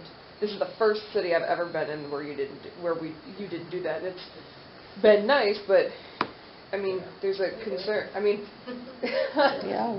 There's a we few did. places in town where they have to roll it out to the front of the street. right. I mean, Very few, and like you say, in the cities, it's basically all out to the streets, and they Yeah. come with the arm It and pitch it.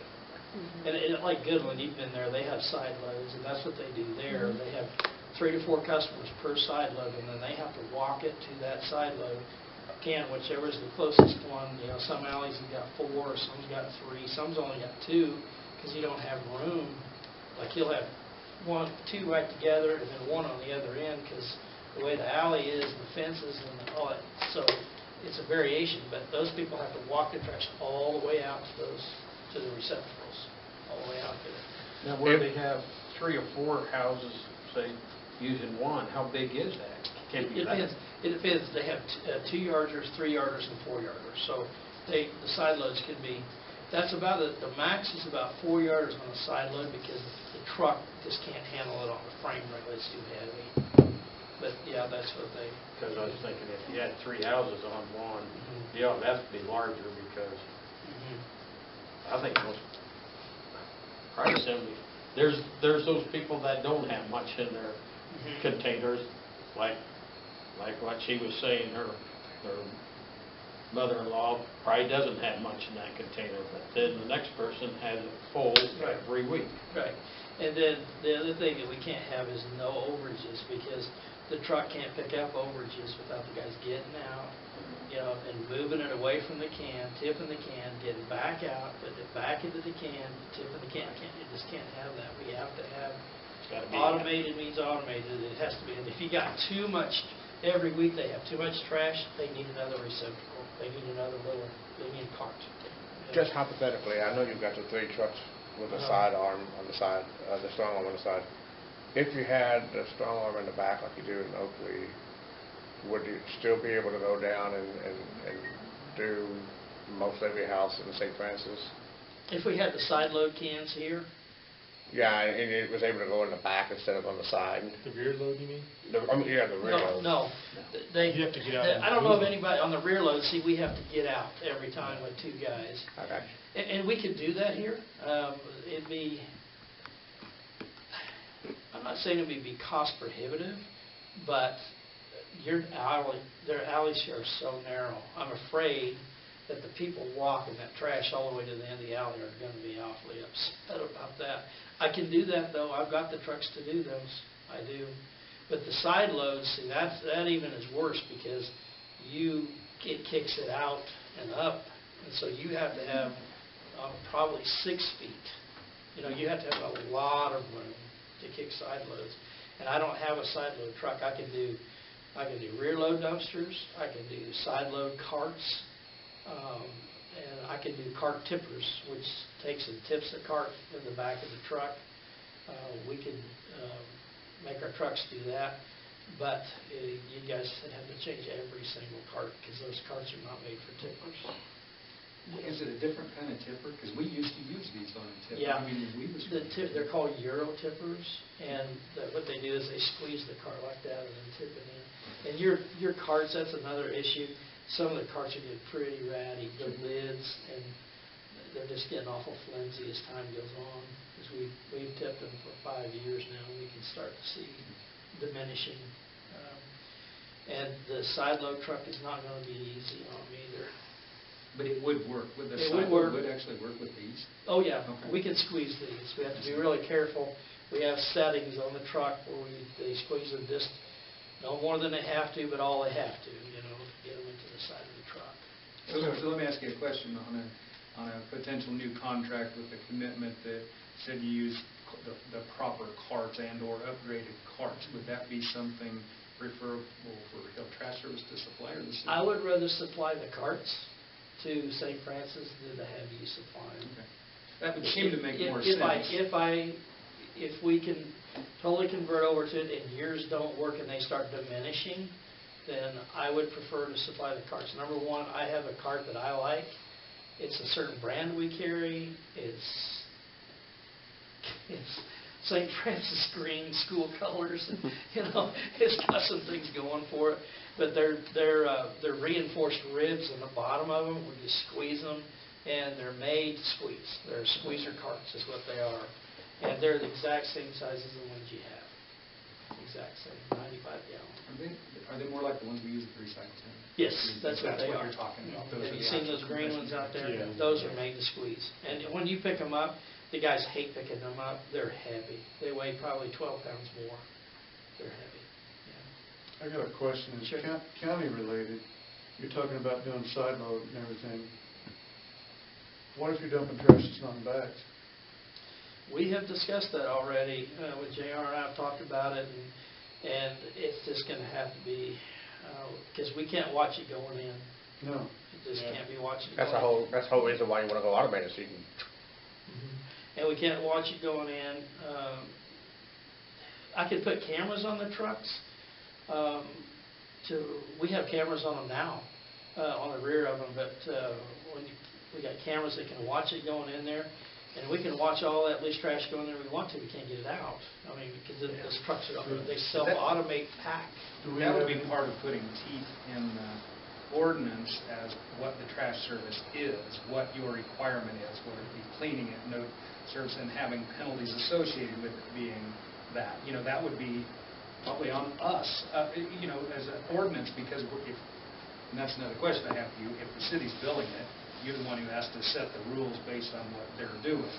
But that also raises another question, is do you do this with any other cities where where the city does the billing? Yeah. Like this? You do? Okay. And is that, preferable? I don't know if there's any other way to change all I don't the want to do it service. individually. I want to do it under contract with the city, for sure. I just was curious whether that was a... Is there any give and take with the county as far as if he did have some loose trash, what would he do when he gets it? Oh, they'll charge extra for one, like a load. Have you had that happen? Yeah. Usually what they do is I think they're 30 a yard. They usually go 60, on a whole load. I don't know. It just has to be, you just have to keep every time you send out a card, trash has to be bagged, trash has to be bagged, and we just have to see how it goes. Now, I will say this, though, okay, the side load trucks do not compact the trash like the rear load trucks that I've got. They squeeze it. They squeeze all the juice out of everything. And these trucks won't do that. They will, they're more, they push it in, but it's rounded like that comes up, and so they just keeps pushing it in, and so it doesn't really have a true compact to it. There is one good benefit to it, because that is a constant. And my bags, when they go over there, they're just as flat as this table, because the trash trucks I have up here, high compaction, they're like 14 to 1, so you really squeeze it. So. Now, what do you do to keep from having like a YouTube moment? Because I've seen some YouTube videos of track with it, and that thing threw that thing 20 feet up in the air. How do you keep that from happening? I've done that. Have you? Oh yeah. It's just practice. The guys that are going to be doing it are going to be good at it. Billy especially is that. That's how they picked up carts on the trash company he worked for, and I've picked up thousands of them with the truck that we have down at Sharon Springs, and so. But it's that old adage with the insurance agent. If it can happen, it will, and so. But we're going to drop carts, and they're not going to get set down exactly in the same place, and that whole thing. It's just a part about being automated. The same way the side load cans. I've seen them fall off. I've seen them fall off in Goodland. I've seen one fall off the other day. It's just they don't get hooked just right or whatever. Would it be feasible, we put those great big black cans in the food dumpsters, or bags? Yeah. Would it be feasible somehow, if we could get our residents to do it, put one of those in each week, and then when it's trash day, have them somehow tie those off? Or would that even work?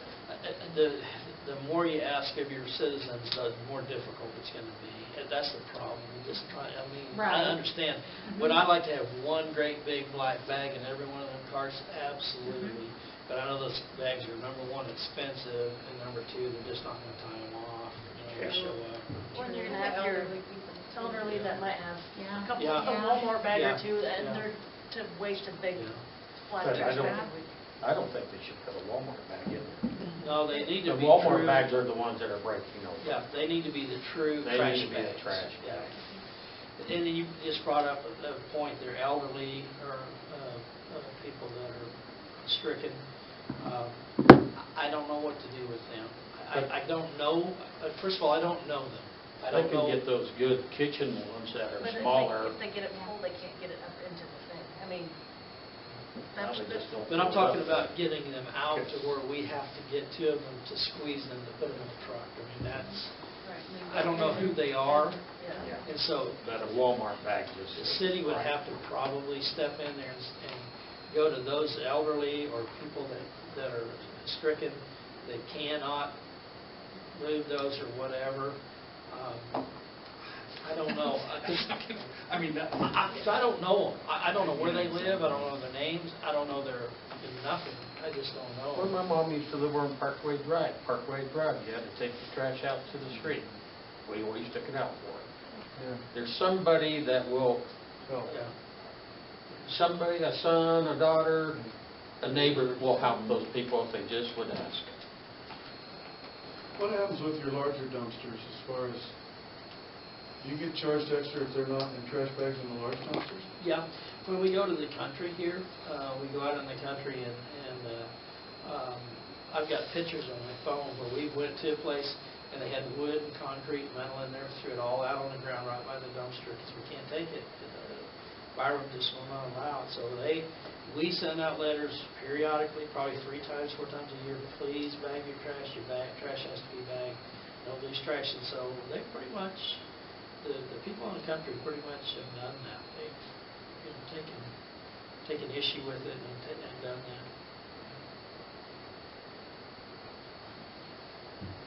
Well, getting back to going to the side load, what do you think you're going to have then per unit to make it work? Well, this last year we did not get our 2%. Okay, so right now we're at 1598. Let's see here. Is that correct? Does somebody know that? I thought you said 1592, but I can go look quick. Would you? Yeah, you said 15. Hold on, I have it right here. Hold on, I think I've got it right here. I don't. I'll just go look. 1592, let's say it's 1592. That number sounds right, but it'll take me just a second. You said 2%? Yeah, so we didn't get that last year because we didn't have a signed contract with you. So it'd be about 1624. It'd be 1624.48, so 1624. So it would be. And so we had, if you do that, 830, let's just say 830 carts times 1592.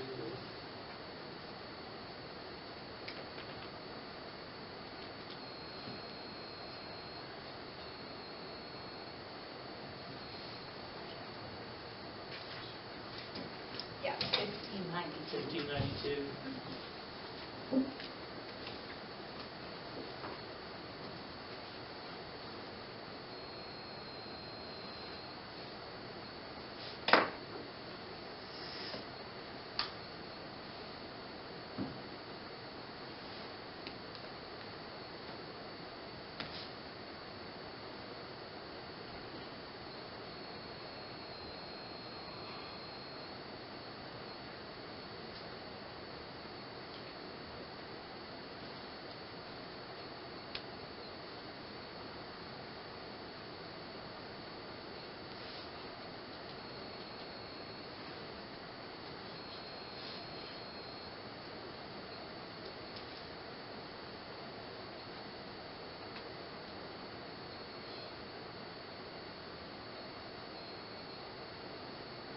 Just roughly, it's going to be $3,800.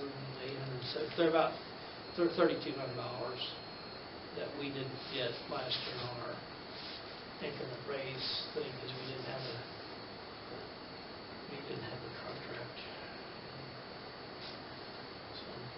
So bottom line on that part of the discussion is we have a current way of doing trash. We missed the markup. We have to somehow get a contract in place that addresses this.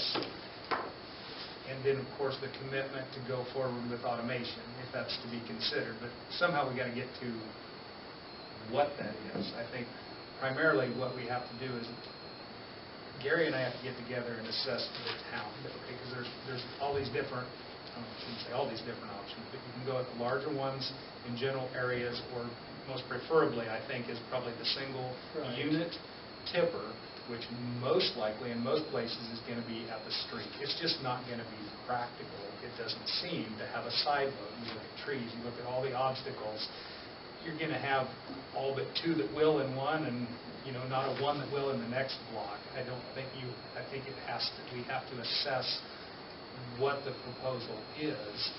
You're saying not on the side loader? Talk about side load cans versus side load carts. Side load cans are the great big metal cans. It's got the hooks on them. And then those primarily have to be at the ends of alleys, because they have to have a lot. They can't have anything impeding them, because they have to go over the top, number one, so they can't be near any high lines. And they have to have wide open spaces around them, because they kick out like that to get them to tip in. I don't even know where those would work. No, I really don't. There might be a Where the receptacles are preferable, I mean, I think we have to come down to, again, Rich contract that says we're now under contract with a commitment of whatever he's comfortable with, and bring that draft to the council, the monetary and the timeline, to utilize the current contract, moving up to that deadline point, whereby which we have a commitment to Hill Trash Service so they can invest in the carts and trucks. He's already got that investment, but to commit to the whole thing. In other words, to force ourselves to make the change, that's the only way it's going to work based on these elements. And I'm not saying that the rear load cans, have you been down the alley where I don't know what, I think it's the little school down here. This little school. Yeah. Grade school. Grade school, okay, is that what that is there? Okay. Can't even get in there. Huh? Can't even hardly get in there. Yeah, that's another option, is that big 6-yard dumpster there. We could put 6-yard dumpsters on somewhere in the alley, okay, north or south, east or west, whatever part of the alleys. We could put those out there, and I can buy them. They're available. We actually manufacture our own dumpsters. I can't manufacture those fast enough, so I'd have to buy them. But I could do that also if you guys would deem that that's what you want to do. But you'd have to take all of your carts away. I wouldn't want one behind my house. No. Well, there again, there's not room for it. Yeah. We're going to have to stay with the... Yeah. And that's what I think. It seems obvious that we will conclude that it's going to be a street access, single resident receptacle, put in place with no obstacles on trash day. I mean, it seems to me that's what we'll end up concluding, is it not? It is. And folks, if I had guys working for me, we would never have this conversation. It just wouldn't be a conversation, because my guys would be doing it, we'd be making you happy with the way that it is. You just understand where I'm coming from. I can't get the help. Sure. And I am so nervous about this deal. If we lose a guy, we're done. All of us, we're just done. And the guys can, in my mind, the vision that we're going to have, the guys are going to still come up here and run for a while and pull the carts out where they need to be every week, or where they're setting, to where we can get to them with the side load truck. But eventually those guys are going to go away.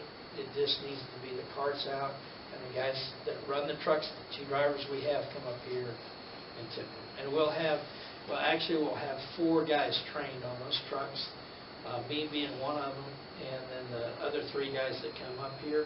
And so we won't be short a driver that way. We can come up here and do it. And lack of workers is the reason why doing a rear cart access of one of your trucks is not feasible, right? To do what now?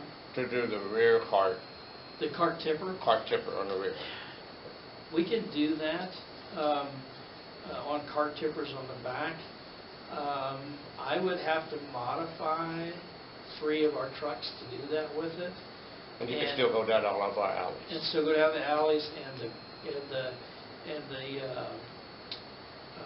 there's no carts, you don't have a cart that can be tipped. For one thing, they're just getting aged. So go over the green ones is a must. The green ones is a must if we do that. On that, I'm going to guess we're probably going to have to come up with 1,000 carts. It's going to cost me probably $70,000 to do that if we go that way with rear load cart tippers. The automation would just be a little cleaner, a little better. That way with the carts like you're talking about, I still have to have the guys in the back of the truck because they got to grab the cart, push it up to the truck, walk to the other side of the truck, run the lever, set the cart down, take it back. So I'm not gaining. The guys are going to be happier than what they are throwing 6,000, pounds of trash every week. But I think I'd rather go that way. I mean, if you go out with the carts on the street, you don't think about things like this. But let's say trash day's on a Tuesday, and that's the day we're going to have our seniors out on Main Street, graduating, or we have a parade on Main Street, and you got all the trash receptacles that goes out on Main Street, I don't know, I could just see it. Well, wouldn't they still be in the alley as long as there's room? There's not room. I mean, that's No, what they won't. You're going to have to have 3 feet on each side. Okay, I probably led you astray there. 75 to 90% of the carts where they're setting at right now, okay, I can't get to them because they're not setting. They're too close to a fence, or they're too close to a pole, a gas meter. They're inside something that somebody's built. You've got some of your customers that have screwed them to the side of buildings. Okay, but those can be moved out to where we can tip them, but they have to be moved every single week. Out. Well, if mine was moved out at all, Yeah. it's in the alley. Okay. So, I mean, I don't know if that's indicative of the all, but I mean, if you move mine out 2 feet, you couldn't drive. Okay. And so that's the problem. You're right, they're too narrow. Yeah. For side, I think. Sure. And so at that time, we would have to approach, some of them are going to have to go in the front, and some are going to have to go in the rear. But that's not a big deal for us because our trucks, they run on fuel and drivers, They just have to go to where there's a lot of winding. Because right now we go down an alley, we're done. Side loads, you go down an alley, go up an alley. I mean, you got to get lefts and rights all the way down there. But I think they just attach them to poles and They do. and stuff so they don't Yep. blow. And Yeah. 'cause when they do get the extra trash Yeah. in them. And how many of you all over. could, in here, have got the little bungee cord holding them down so the lids don't blow up? And so all that stuff has to come to an end, and I'm telling you, it's going to be painful. It's going to be painful to do it this way, but I have no options anymore, folks. It won't be any more painful than when everybody complained about everything had to be bagged. Yeah. Right. Yeah. It's just going to take some time to Sure. get everybody on the same page, but So what do you do about people that can't get their trash from their alley to the front yard, to the street? Walk it all the way around, that's what you're talking about. Yeah. Or they just have to move their cart to the front of their house and leave it all the time. Yeah, they just got to leave it up front somewhere. I know that looks trashy, that's in the city, they have them in their garage. You have to have them in the garage. Yeah. You can't leave them out front in the Right. city.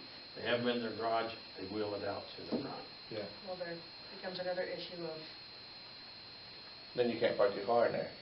do they have a garage Yeah. out front of their house that they can wheel it into? We have one, but it barely fits the car. Yeah. So we could barely get in there in case of hails. You also see the little So you're fenced running things into a in whole front yards gamut and of developed issues. areas where I it know. stays in there until trash day and then it goes out, I don't know. I could see There'll be lots of backlash on cases. it. Well, it could be moved in Plenty an of alley concerns. to a place where it can be picked up. If they don't have room right behind their house, they can move it to a place somewhere in the alley where there is room, probably. Jerry, you think of the alley, my alley is probably one of the widest ones in town, I would say it's average. average. I mean, they're small, they're narrow. As far as average, we have, there's zero room for a side. So side I think the side tipping just seems completely impractical in the alley. Yeah. I really just don't, if we're talking about alley trash, it's rear tip. You know, that kind of Or room. large group ones, or Yeah. something else, but the side tip's not gonna work in the alleys, there's just no way. And I agree with some of the alleys are just narrow, they're really, really narrow. The trash trucks that we're bringing up here, they have a low, what they call low entry side load, they don't go over the top, okay? The one I have in Sharon Springs goes all the way over the top of it and dumps it down, and these are not that way. They just come up from the side, just like this, they're only about that high off the ground, where they tip them in. Yeah. But still, it's that, you gotta be able to Right. You just dump it in the back? side, it comes in the front, there's the cab, and then there's a little bit of a gap, and then right here is the bend that they go into, and there's a cylinder that just keeps pushing and pushing and pushing. Well, I think we're to the point where JR and Jerry are gonna have to drive around, look at the situation, and figure out, do they all have to go to the street? You know, most of them are gonna have to go to the street, probably. But if there is some places in the alley where we can keep them there, I guess we'll keep them there, but we've got to get that road down on every person on whether theirs is gonna be able to be in the alley or out in the street. And this is likely to be a process, frankly. We're going to go look at things in the practical, mechanical sense. And there's going to be the monetary compensation. There's going to be the commitment to go forward with something as part of the bridge contract. I don't think we'll be doing really good if we do it on our first assessment and talking about the commitment going forward and everything. So I think this will be a bit of a process, but yet something we need to get in place sooner rather than later. Right. And the other thing, folks, that I see, the alleys are narrow. Okay, we can drive to one side and pick up carts on the one side, but we can't have them both. You know, there's a cart right across from each other, and they both put their carts out where we can't get them, then we can't get in there. That's what I see. But I will tell you this. As far as hill trash pickup is concerned, we are going to come up here and experiment as much as we can. We're going to try to keep as many where they're at as possible, but the ones that we just can't, we can't. And like I say, it's going to be a process to go through with this, Billy and I, and you are going to have to do that. Of course, the last thing of all, we need to do a complete audit of all the carts. And then the people that just have overage, where my guys just pick the bags up and throw them in there, we just probably can't do that. We won't be able to do that.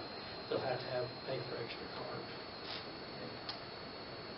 I think it's a matter of getting the bullet points down, of what we can and can't do, and then, of course, after the assessment. Then once we get to that point, and we're gonna be doing the side deal, we just gotta let people know that. I mean, that's the sign of times, automation, so, I mean, it's just that less manpower And I think and we should safer. actually start now, like with the billing and or the website and everything. The trash service is changing. It will be It changing. will be changing. Because, I mean, no matter what you do, there's going to be complaints, concerns, valid, invalid, whatever. But the sooner we put it out there that it's changing, and you may not like it, is better, I think. When you go do your little survey, can you tag everybody's can somehow, whether it's north side of the alley or whether it's south side of the alley, and whether it's going to go to street or not, or something like that? Just tag them somehow. I just think it's going to be one or the other So we know. for the town, honestly. I can't see you going up and grabbing the ones you can in the alley and then going out the front and then going the opposite direction down that same alley. You know what I mean? It seems like we're going to be... No, I mean going one way down the alley, like this whole block, you need to have your trash on, let's say, north side. Oh, I see. And then if for some reason it doesn't work in that alley, then just make them all be street. That's going to cause so much conflict with neighbors, and so many things are going to end up. Yeah, but they got to put them out anyway, and they come do that. Yeah, but somebody else's trash can blowing over in your yard, and then who? Oh, yeah. Yeah, I mean, that's going to... You gotta Point take taken, it. it's going to be painful. I mean, it's gonna be, it's Yeah. gonna be, So um, so are you talking side loading or rear loading? Side Side loading on The that. only Rear load, thing I think, you is know, totally is out, your- because I don't think you guys want that, right? No. Because the only way that's going to happen is with these big cans, like at the grocery store. Oh, okay. We have those big cans on each end of the alley, maybe one on one end, one in the middle. I don't think that's probably going to work. Our alleys don't have Yeah, cans. do they? yeah, and the other thing is, that is a monumental problem when it snows. That's a tough deal when it snows. The carts are not so bad. When it snows, those big trucks will go through there and do that. Ma'am, what did you? when are you looking to move to fully automated? I mean, because what I think we'd like to do is probably imminently is address the contract and get something in Okay. place, and then with the provision that, you know, we will be moving to automated with the understanding that the contract will require an addendum, or we will revoke the contract and just do a new one once it goes to fully automated. Okay. So do you know when you would like that to begin up here in St. Francis? I want to start probably 1 week from tomorrow, just testing with the side load. I've got 5 guys that come up here, and Billy can start messing around, pulling carts out. Now, this doesn't require anything of the resident at this time. You're talking about just experimenting I'm with just your talking about equipment. pulling them out and tipping them and see where we can get with the trucks, what alleys we can get in and out of, and then our guys will push it back, and if they see us messing around with their carts, they call you. That's what we're doing. We're just experimenting whether we can go front or either alley or the front of the street. That's what we'll be testing for. So I think that what you're asking about how soon do you want to go automated is going to be based on what he's saying they're going to do. In other words, we'll find out what's practical, and then we can put a timeline on. And don't let the Same increase as with this. scare you, because I think probably... Well, it's not the increase that's, I guess it's not the increase that is at the forefront of my mind. It may be at it may be of the council. Mine is more addressing getting something in place with a idea of when we're working towards implementation, because we're going to have to give the residents notice. We're going to have to revise at least one ordinance. And so, I mean, it's going to be a process that takes time. So if we had you're going to start experimenting now, is this something that you're thinking will take several months? Is this something that you're thinking will take 6 months? Are we talking possibly September, possibly November, possibly January 1? Just kind of looking at where we're... I probably can give you a really good answer to that after we play around for a week or two and see this where we're at, because we may go behind the trucks and tip empty cans to see where we're at, you know what I'm saying, just to see how the truck works. And we have 3 of them. They all look exactly the same. You can't tell them apart. And so we bring them up here and test each one of them to make sure things were working and all that kind of stuff. Make sure that we can get in and out and what have you. So you think you'll be doing that starting next week? Probably.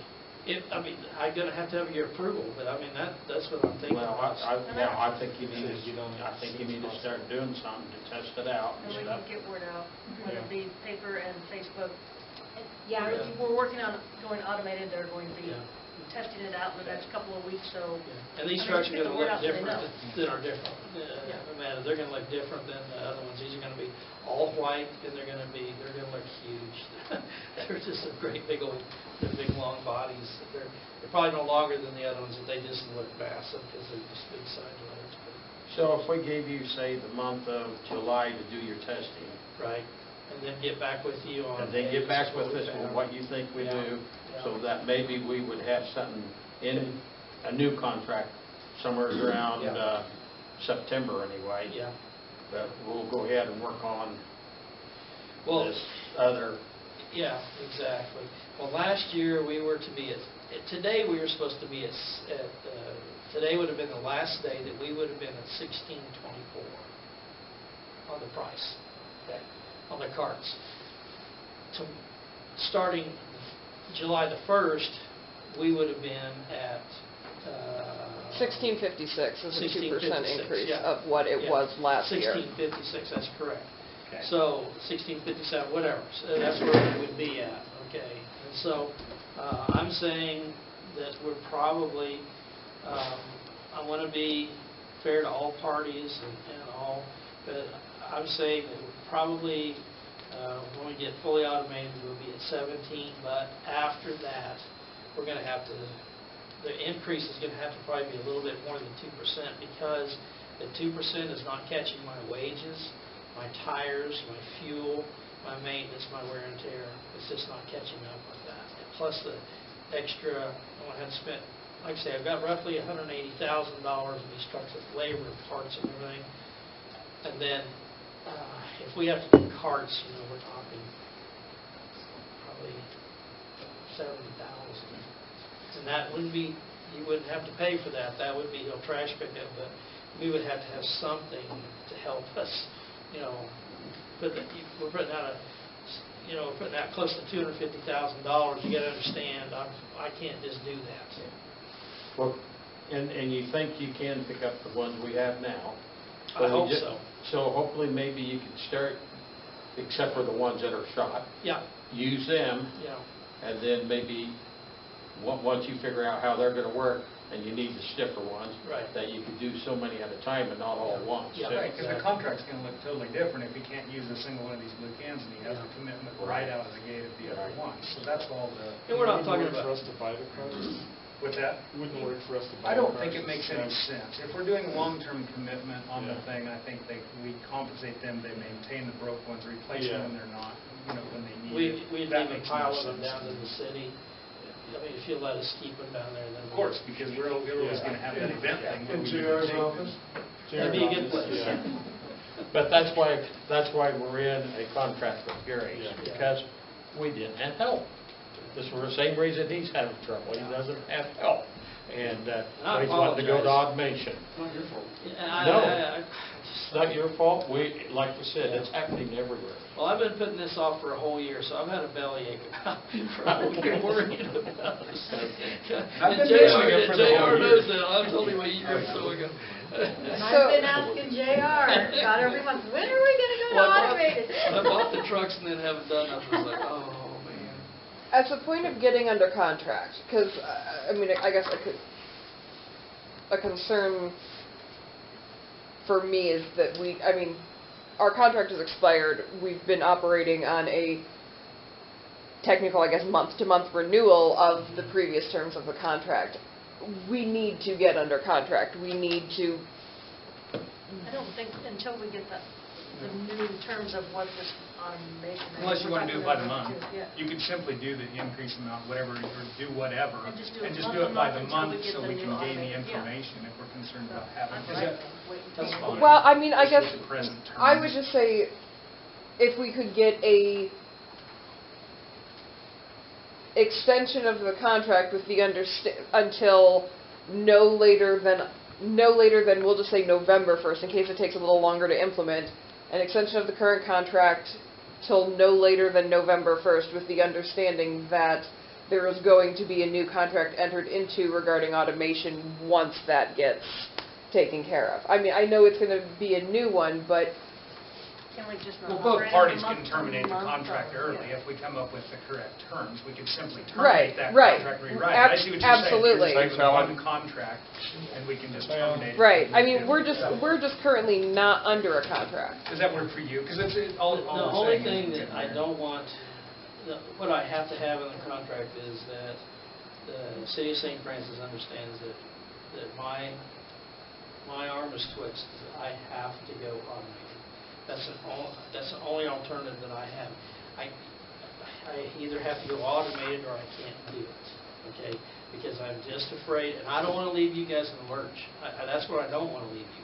I don't want to have my guy get hurt, quit, get sick, whatever, and I don't have any help, and then we don't have trash service. So, you and me as a combination here. I'm done and you're done, and man, that's a bad situation there. We can't have that for you or me.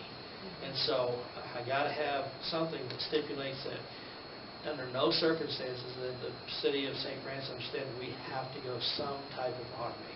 I don't Doesn't know what everybody type. agree that we're going to have to go that way? Would have to. Yeah. I think we all agree with you Okay. on that. All right. So- And I think even though it's expired contract, Right. we can bump you up to where you should have been Okay. and operate on a month-to-month until we get the automated down so we can make the corrections instead of, Yeah, and I'd appreciate that if we could get to where we should have been.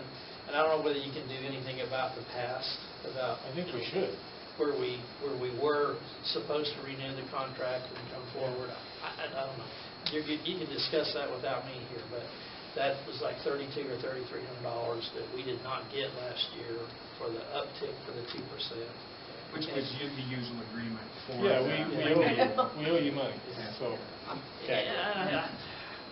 Without a signed contract, you really don't. Okay. Well, right, But you yeah. understand, we didn't sit down. We, in good faith, I didn't come to you, and you didn't come to me. So I guess we're both to blame for that. But I, like I said, this has been putting us off for so long that I just wanted to get it all out there on everything. So David, are you still concerned about a lot of things? No, I mean, going automated is the only option we have.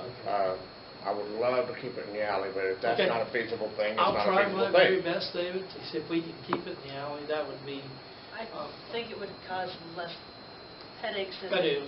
people If we complaining if could, we can keep yeah. it as close to Yeah. what they're used to. And the ones that we cannot make go down the alley, please, go with, all of you need to see why we can't. So you'd say, hey, Sure. listen, this truck just can't. And these trucks they're made to do really tight little things because they're made that way. And there's nothing any better than what I have as far as, Yeah. So, there's going to be those certain people that are just going to have to take it out to the street.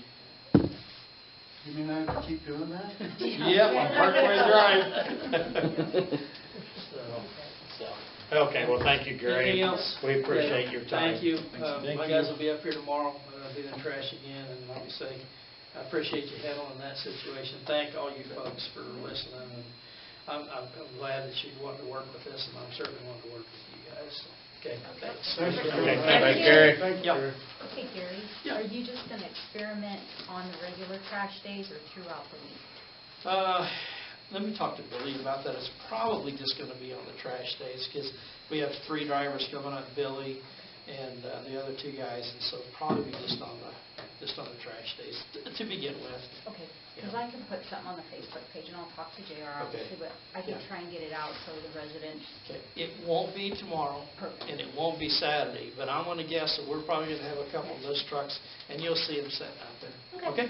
All right, thanks. Thanks, folks. Thanks a lot. Thank you. Thank you.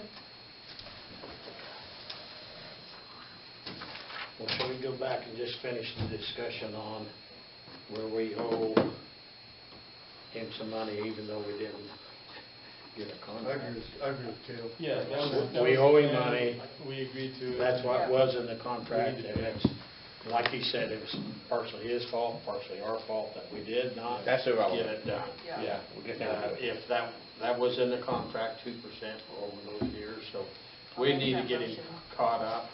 I'll make I'll a second motion. it. All in favor? Okay. Who was the okay? second? I'm sorry. Kale seconded.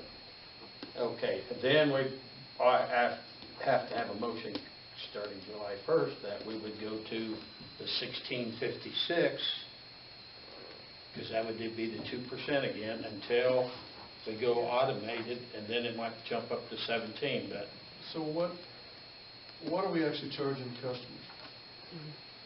That is a nightmare. That is something that Jen and I tried to Normal. simplify that one time. Isn't it around 15? We don't have any normal. No, it's all over the What place. is it, 19?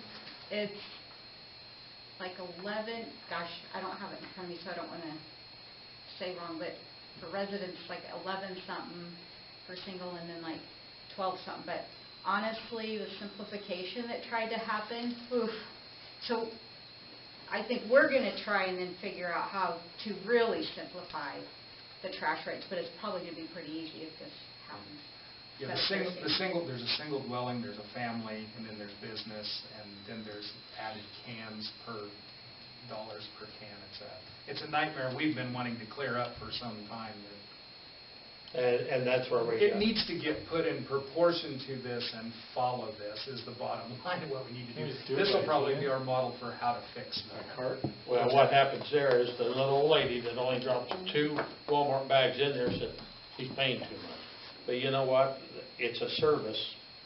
We've got to figure out. We still get charged the same. Yeah, it's a service. I think that is part of it. In fact, before this even, and we've known for over a year that Dave is going to want to go automated, but the conversation Jen and I have had, we need to get to the time of year, get the count. But if we actually get figured out that we're going with single dwelling things, then it's just a matter of how many do they have.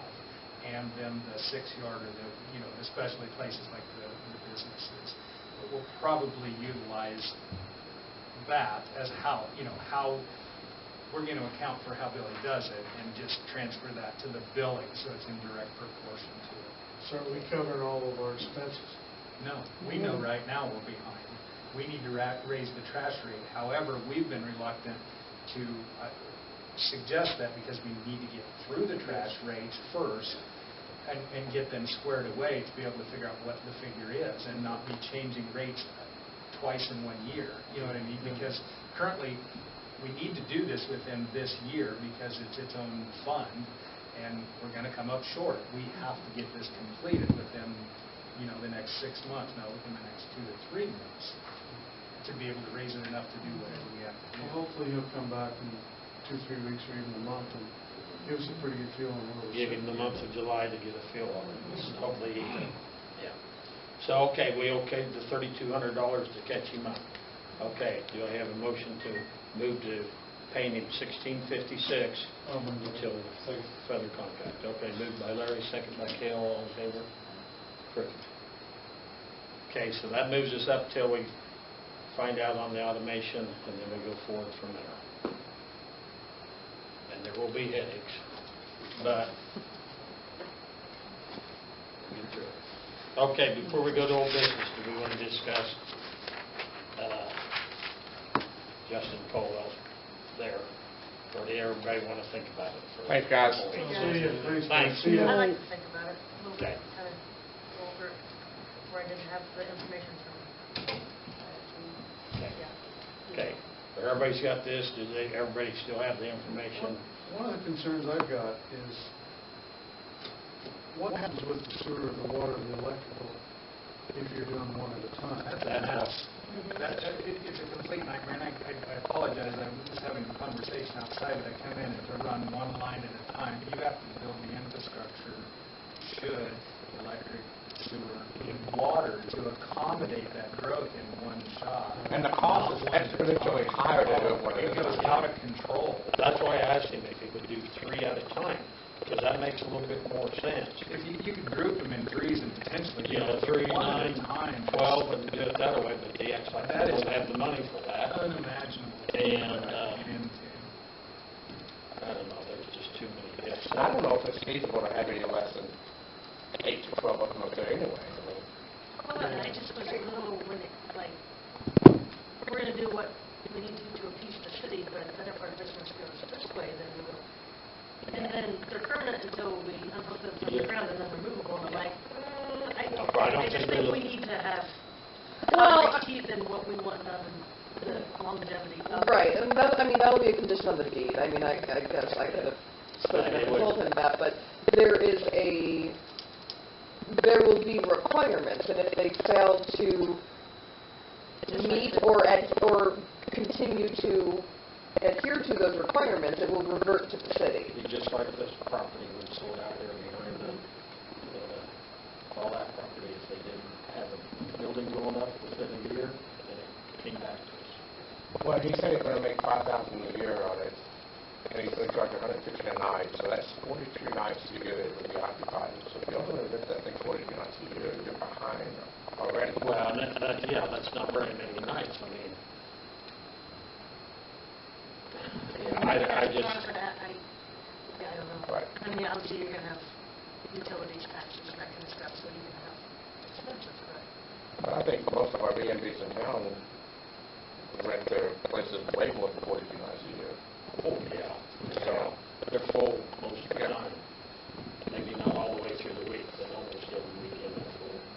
my husband had a good point. He said he would be hesitant to, if there was just one cabin up there in a big old lot, nothing else around, he would be hesitant to stay there because of that. Especially, yeah, if you're a single lady. Yeah. Yeah. Also, if there's one cabin up there and they're in the process of constructing or doing the infrastructure to another one, I wouldn't want to stay. Right. If there's one spot for me to stay and there's construction going on next to it, I'm not staying there.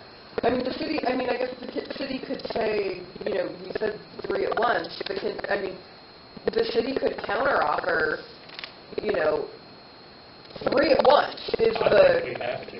3 at once is the bare minimum, because, like we said last time, they're asking the city to sell this to them for $500, and the city has invested $30,000 into this property, so they are asking the city to invest $29,500 into their business proposal, and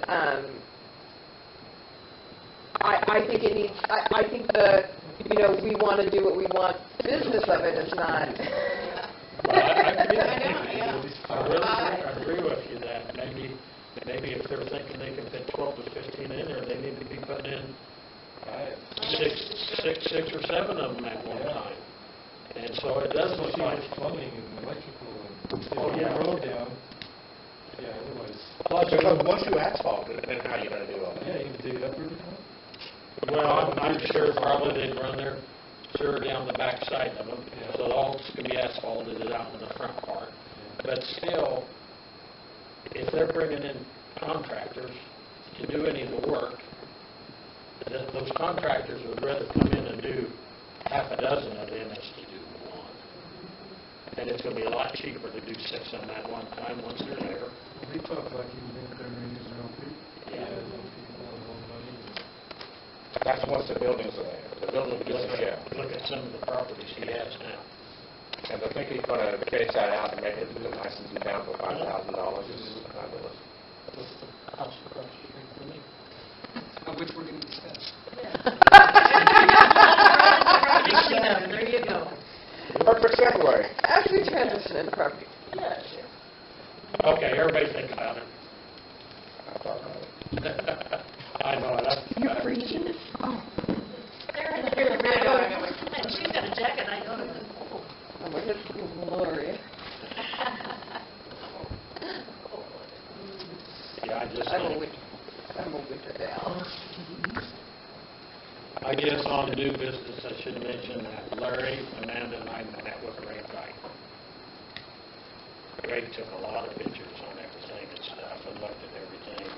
He's going to try to check in to see what's feasible as far as contractors and stuff. A lot of this, the local contractors will not be able to do. A lot of it. Are we talking about just the seating? Seating and the fountain eventually, but we figure that it's going to take, we said we can apply for $112,000 is the max. We got to come up with 20%. So, he even said that, he said it's going to take that much on the seating. To probably get it done, get the right contractors, get them to do that cement the right way, because it's kind of it's a plaster type cement. It's not just coarse cement. It's fine cement that they plaster in and they form that, and a lot of that's going to have to be cut out and redone. The wiring mesh in there that's rotted or rusted out and stuff. So he was going to do some searching on us, but he said in order to get a grant, we'd have to get on it now, because that's the end when? November. Yeah. So we got to come up with 24,000. Yeah, something like that. So back up, and if we're saying it's that specific, is there an architect who writes a spec, or what is? He's going to try what to are the details? he's going to try to find some information for us so that we can get something figured out and then get it out there to somebody. So we can't get a price because we can't go forward with anything as far as the grant unless we have a price on it. Was there any discussion about, and I know he didn't like the estimate that we had, but was there any discussion of doing work on it side of the grant. And I only ask that because if it becomes so cumbersome that you can't get a contractor to do it for less than 3 times what it should cost. They say we can't touch it because it's all in the... Or they pull it from the registry, is what they do. Right, and I'm just asking. And if we go... Can we do that? Yes. We can. But it takes away any funding going forward. Yeah, there have been situations where people got something on the historical registry and then regretted it and have actually done that. Now, I'm not saying it's the right thing, but yeah. I kind of assumed that's what he would say, because unless you go through the process of doing it, you get back to its original. And he also pointed out some other things. I mean, there's some maintenance that needs done to the band shell itself. There's some cracks in different places on the backside. And yeah, those all should back up. we did bring up the fact that we don't want to spend the kind of money that we spent when we put the concrete forward. We don't want to get caught in a situation where it's 4 or 5 times as high as it should be. But we've also got to obey the rules of the Register, Historical Society, and all that stuff. And maybe Greg is right on that plaster work. See, we didn't go deep enough. He wanted us to tear deeper and get rid of that fiberboard back there, because he said, and that's what was correct. And he was correct on that. So we spent some money to go the cheaper route, and he was probably right. Because that crack on the backside there, backside of the street there, that is, I'll bet you 1/4 to 3/8. It's bad. Is it more the stucco or? It's in the stucco, but it's moved. It's moved out. It's even got a ledge to it right now. Is that 112, you said? Is that an annual limit? Yeah. You'd have to do it in stages.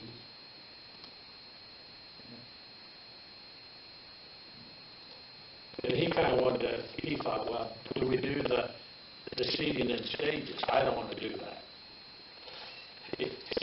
If we get something, there again, that guy's going to want to come and do it. And I think we just got to say, okay, is it going to take 2 months to do it? Then we don't schedule anything for 2 months, but we got to know ahead of time, once we start the project, that this is going to just be an ongoing deal to get it done, because that back and forth is going to cost more money. So, but anyway, he's going to look up some stuff, and then if we had questions, to email him questions and stuff. I'll see what, try to keep up in touch with him to see what he's finding out and so forth. But on the other hand, we need to get on that. We need to get it caulked and painted, because it's going to cause problems. So who are you going to have to do that? I don't know. We need to hire somebody to come in and get it. I don't think there's too much that anybody can do. I think they're just going to have to get it caulked really good and then get some of that paint. And I'm pretty sure that paint was bought down here at True Value back in the day. That color was picked out, and I think it was bought from True Value.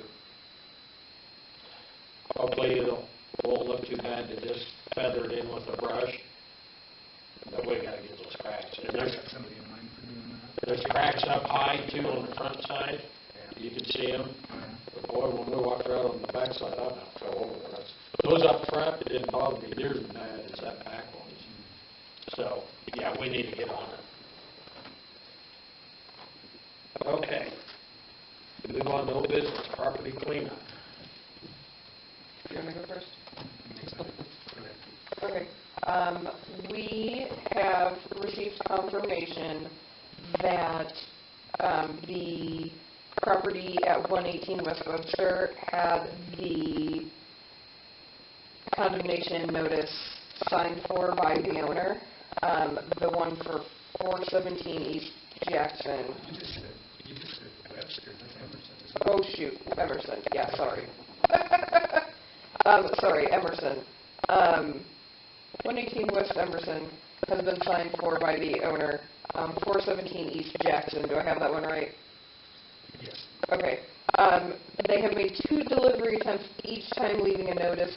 The ordinance requires that you put that it be sent for restricted delivery, that only the owner or tenant or whoever it is, in this case it's the owner, there's no one else under the ordinance, only that individual is permitted to sign for it. We had to send a restricted delivery. So they made 2 delivery attempts. They will hold it until next Tuesday or Thursday, which point it would be returned to us. It has been published in the paper. What address do we have for you?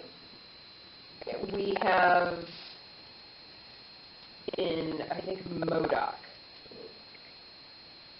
That is the only address we can find on record. It is what the county has on record of where to send the tax payments. That's the only address I could find.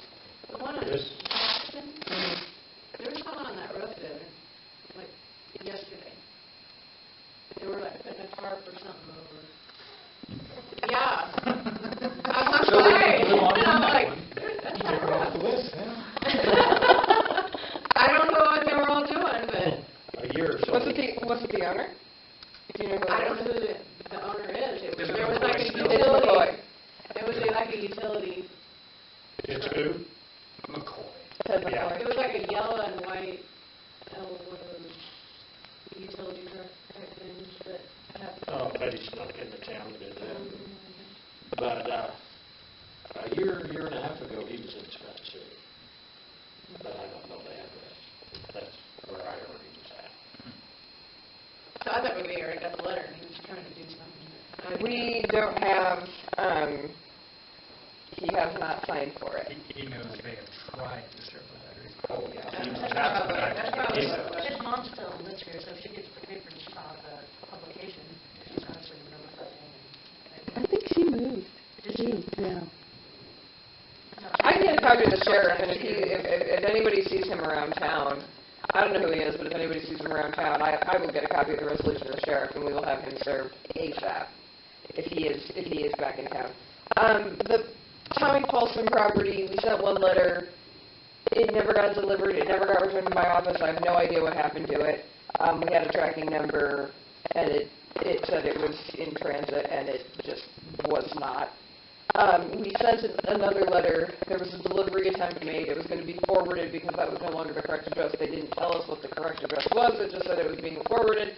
It went down to Denver. We got a notice it was being rerouted to Colorado Springs. It went back to Denver. There's going to be a delivery attempt remade. I don't know. It's bouncing around up and down I-25 in Colorado. This is the second time we've sent it. I don't know. Shy of paying the $50 to have him served in Windsor, Colorado, I don't know how else to get this letter to him.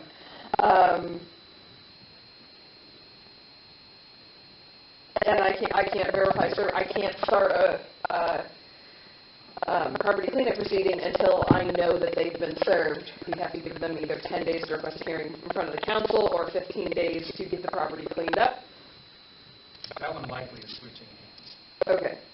I've had an interested party come forward and say they think they're going to be taking possession of that property. What is it going to take? That's all part of assessing it. So there's a possibility that one may switch. Okay. Hopefully. Perfect. The Zweigert property had court. We reached an agreement of what the fees paid should be. We reached a deal with them because they had been paying it. The ordinance specifies for every day after. The ordinance specifies every day after a violation is found. Each day will have a penalty. It will be considered a new breach of the ordinance, and there shall be a penalty assessed of $50 to $100 a day. As kind of a point of compromise, because they had done a significant amount.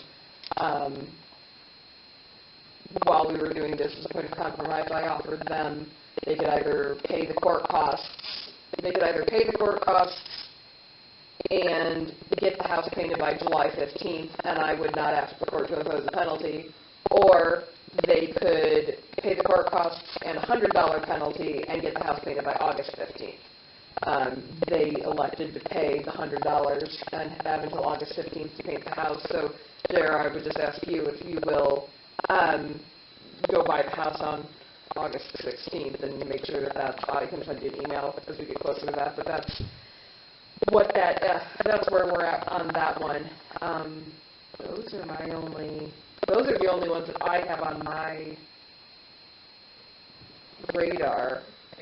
I guess the only thing I wanted to address is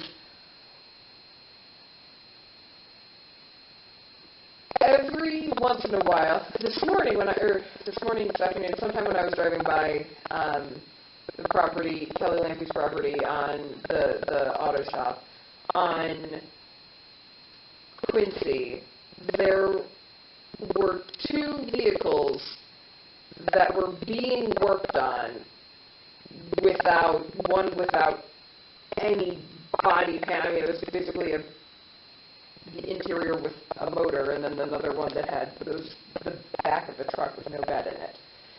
And they were both there at one point, and then they were moved.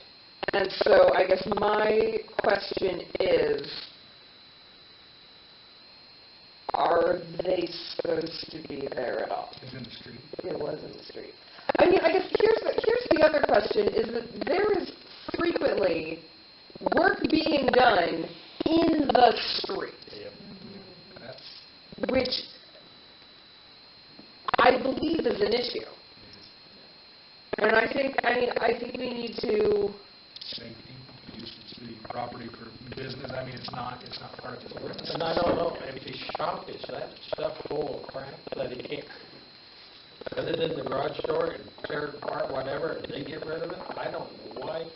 But like you say, Picture that he was, I think I said it in. It was parked. And it was parked in the middle of the street. It was blocking one lane of traffic because they had it pulled up to the garage door working on it. Multiple times Yeah, I it happens all the stop time, yeah. and turn around and went around the other side of the ground block. But you just can't get down. They're unloading or loading and you just can't get up. Unloading and loading seems to, because people do that, but when you actually have it out because you're working on it, I think that's probably an issue. That's blocking traffic to conduct business. And I think that might be something that one of us needs to visit with Cody about. I mean, I think that we're at the point where if it's out there, there's been notice. We sent a final note. I mean, I think if it's out there and it's not, this is to the point of it's beyond just the Section 8-2A08. This is into Chapters 13, 14, blocking the vehicle. I mean, I think it's to the point where if it's out there, the deputies need to stop and they need to issue a citation every time there's something there. They drive up and down those streets all the time. If there's something there, they need to stop.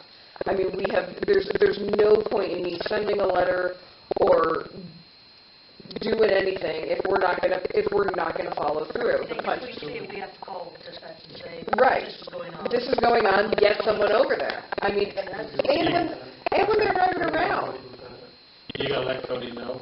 I can. I mean, and when they're driving around. I mean, or I can call Cody and let him know. I mean, they might have something else, so I'll just let him know. they served the final notice.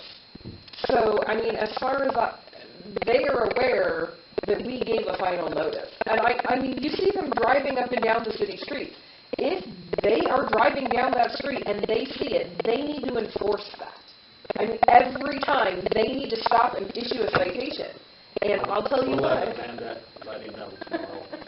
Yeah. Like I said, if you see something, because they're not going to catch everything. Well, I know they're not. Not all the time, but still. Call dispatch. If you call that, if you Right. call something, Right. call it so it's logged, so we can make Right. sure we're having, and I don't mean it negatively, but make sure we're getting follow through on it. Call through dispatch, officer. So there's a law. Right. Violation of, yeah. Okay. Okay, what do you have, JR? So, on the 118 West Emerson, that owner made contact with me. I went through, obviously, the roof issues, the obvious things that you can see and look at about the property. He offered that I could inspect the property, which is the normal way, what we've done before. When we send out this letter, they are convinced it's structurally sound. We don't take the word for it. I asked to be able to inspect the premises at a given time. Along about this Wednesday, he thinks he'll be in town, at which time I will look at the property inside and out. He's convinced it's structurally sound and it hasn't had water in the roof. Obviously, that's where it's coming apart. It certainly doesn't look like that can be possible, but I am going to inspect that. I'm going to ask Scott to go along with me because, one, he's structurally savvy, and also just to have another person there so we can report back on that. In doing that, what he was issued has a July 26th. Obviously, we're not relieving him of anything. We're just assessing the situation, being granted access to it. It is on the lead letter list. He asked if we could please hold off. I said we cannot do that. As soon as we have resources, we're past our deadline. If you happen to get here first, clean it up. If not, the city is going to. So hopefully we can get an inspection on the property. Hopefully I can get resources to get the weeds taken care of on these 15 that we have. Yeah. So Lauren was going through archives and found out that we had issued papers to a coal well on Denison Street and asked me the status of that. I think that was in the switch over from Mike to in our attorney, and it was overlooked. It obviously is still an issue. I do think we should follow through on that property and issue that. I meant to just give you an email, yes, let's do it, but since we made it to the council, we need to follow through on that one. There's definitely issues there. I'll get photographs to you, and so we have that information. I have the letter pretty much ready to go, but if you would give me photographs, I always like to include those with the letter so they know exactly what you're addressing. Thank you. And the final thing I mentioned a little bit ago, hopefully the Pulse one may have some movement on ownership, and if that would be the case, it would be the first to be working on it instead of just fighting, to make contact on this other deal. So hopefully that takes place. And that's all I have on property cleanup. Projects pending, which we kind of discussed in there, shall go from there. But what else do we need to discuss? I had forwarded Amanda's drawing to Jeter Law Firm for the access road. I'm going to give him your work phone number because he'd be calling you during the day, so I figured you'd probably be in your office. So I gave him your work number. He also has your city email because I just forwarded it. Jared, did you have a sketch or something that I was going to be sending him? I thought I was... She's got it. She's got it. Okay, perfect. So he has it. He should be contacting you. And that one, just for the council's interest, is the one that we had gotten out a long time ago that very clearly establishes all of that as the improvement that seems to be described as the legal owned property of the state. So that, it's a visual, I guess. Talking about this, and we probably should have something in the paper, because everybody just keeps saying about that, and tell them that we are working on it. We're working on it. Why aren't you fixing those? Yeah. Well, we don't want to get too involved into them yet until we know. And so I think, if we can, we're going to have to do something with the trash. We need to do something. I'm sure they're going to start asking about the streets again and stuff, and then also up there, those crossovers. I think we need to get something in the paper because it's not getting reported enough that we are working on this stuff. I think we need to be careful of what we put in the paper regarding the access road, with the understanding that we may be headed for litigation on this matter. Saying that we are working with it, we have hired a counsel that specializes in this, letting them know that we are working on getting it. Maybe not even saying. That's what I'm saying. So what are you saying? Well, I'm saying that we can't say, we don't want to give away too much detail. It's the state's property, and we're not, we think it's the state's property, and they're not the ones doing it. Well, if that comes back, that it's not the state's, if something happens and that's not the state's property, and people start calling in. I never said that. I said we are working on the crossover. I understand that. I'm just saying. That's all it needs to say is we're working on the crossovers, and we're not mentioning anything else. And so that's as far as we need to go, isn't it? that we're working on. We've been working on it for the last 5 years. Yeah, 'cause I mean, Amanda, Roger, and I went ahead and was working on it.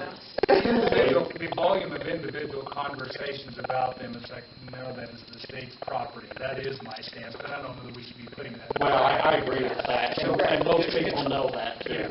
But I think what Scott's saying is right, though, because it makes us look like we're proactive instead of reactive. Yeah, they think we're not doing They are nothing. working on it, period. We're not doing anything, we're not doing any streets, we're not doing potholes. And so I think we just need to get something in the paper that we are working on this.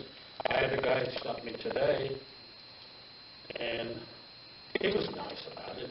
It's one of them came in from the Front Range about potholes.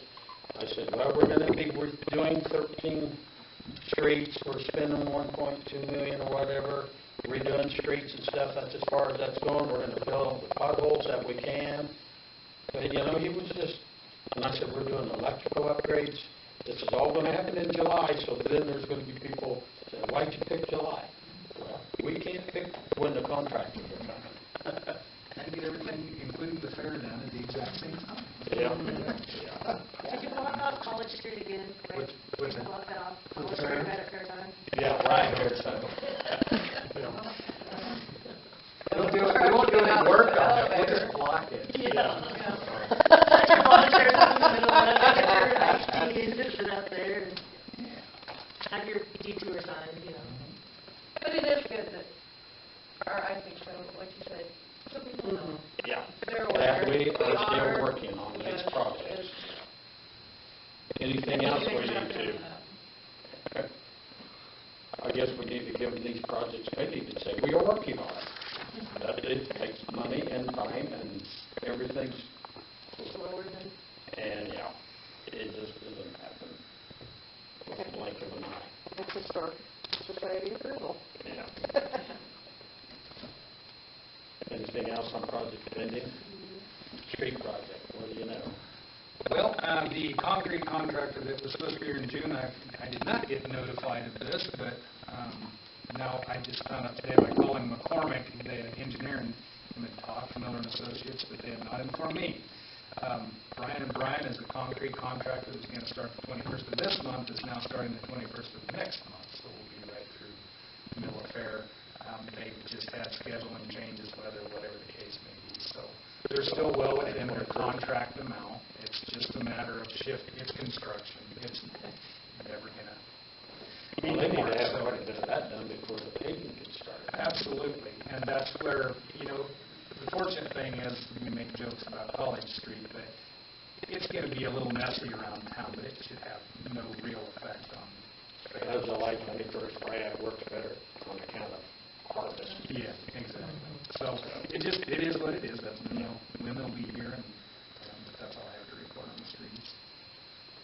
Okay. School report. Larry. All I really got is we've had a very successful year at this point. We've had several private parties. Everything seems to be going well. I'm not aware of any issues. Are you? Yeah. Pretty quiet. Just really like it. My office will be sponsoring the 4th of July for the admission of the pool. Oh, wow. Thank you. Did you get an email on a bid for the carpet at the pool? Yes, we did. I have it. Oh, okay, you'll bring it up later. Okay. Okay, any questions for Larry? Not your motion to accept and file the pool report. Moved by Amanda, second by Cale, Greg. Okay, building permits. Okay, superintendent report. I know I mentioned this the last meeting or two, but the recycle truck will be going to Hutchison probably this week for the first load going to Stutzman. East 4th Street, I've got I'm working with Casey with McCormick. I guess I should have mentioned this on streets, but on East 4th Street, or it drops into Parkway, there's that really steep hill that's rocks and ruts when it's a year like this. And I'm kind of glad it was, because it pointed out a problem of putting new concrete in the pan without doing something with that erosion. So we're working on an estimate that would place a curb on the south side and concrete up to the alley to try to keep those eroding rocks and whatever off of the concrete if we go to half block. That's going to be a significant. Concrete into the The alley so when you're on Parkway Drive and you go up to the alley that goes to Park Hill, Yeah, and they're then long. curve down there, that's real steep, and now it washes into the corner. That's why that concrete's broke up like it is. Well, that sewer deal there sticks out of the ground that far. Exactly, yeah. And so that would stop that from being sticking out of the ground. And that would just be the gift that keeps on giving, going down the middle of that thing where we're putting concrete in it. A little frustrating that it wasn't caught in the initial thing of it. I mean, it's additional work. It won't be funded, but we've exceeded our amount anyway, so anything we come up with additional at this point will be on the city anyway. But I'm going to get an estimate on that. I just wanted to point out the importance of that, because that's protection of the investment going on down that street. I failed to mention this the last time at the meeting, so I did not call Nextech about committing to that surveillance system. And I apologize, it was right on the quote, but it requires an internet connection up there, so there is another recurring fee for a minimal. We don't need a high bandwidth connection, but we do need to make a connection up there. So I fully plan on going forward, but I just wanted to mention it's that contract plus whatever will be for the Eagle Fiber or the Vive, I guess it is now. I'll be back with an invoice. Because we're such a small utility, we kind of have to hit the opportunities when it arises for partial loads of utility poles. We must keep so many on site, and unfortunately, over an extended period of time, those get leached out to the point where we don't want to put them up. However, that opportunity did come up, and we're going to get an order of poles for be it storm work or change-outs or additional work. So I have, in the personnel policy, we have it about switching 40 hours over, and basically you can just do that. However, there's also another paragraph that refers to extraordinary circumstances being short-handed, short-staffed. Dan Blair was running out of time to use his time. It's actually this month. And so he has his 40 hours. I asked him several different times to restrict how much time he was taking off just because we're so short-handed in this time of year. So he's got his 40 hours, which he probably would have had anyway, plus 19. And the council has the ability to pass that forward. It'll keep him from taking off Mondays and Fridays when we need every single person we can, and he can use that into the next year.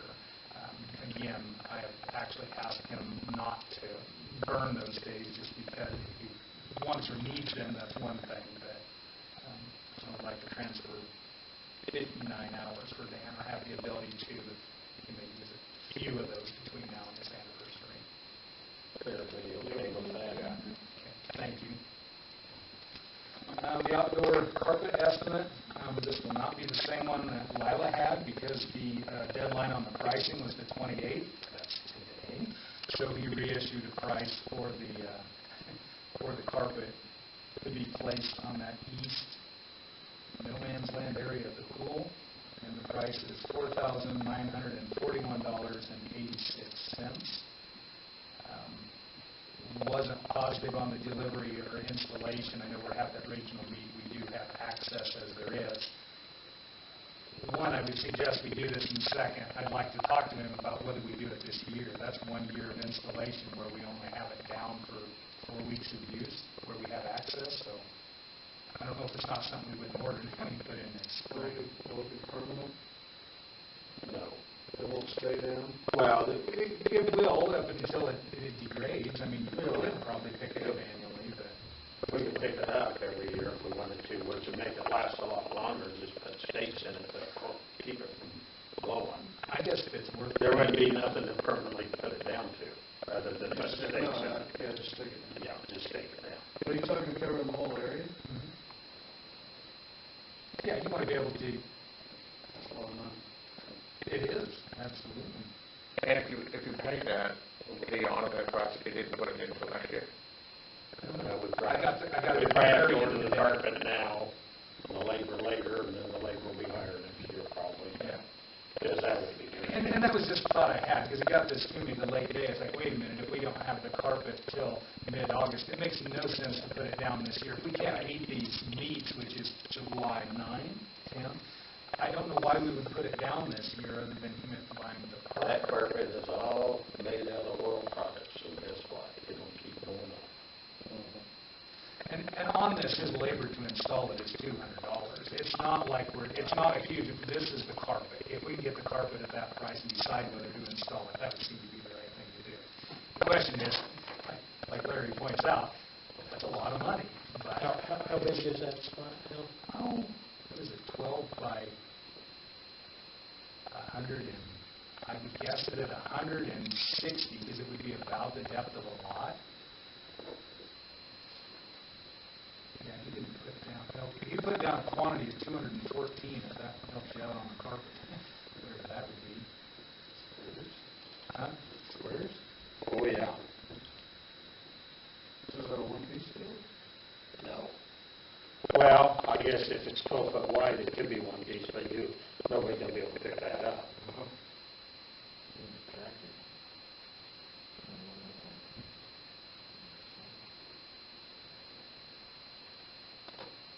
Yeah, it's 213 plus yards of carpet.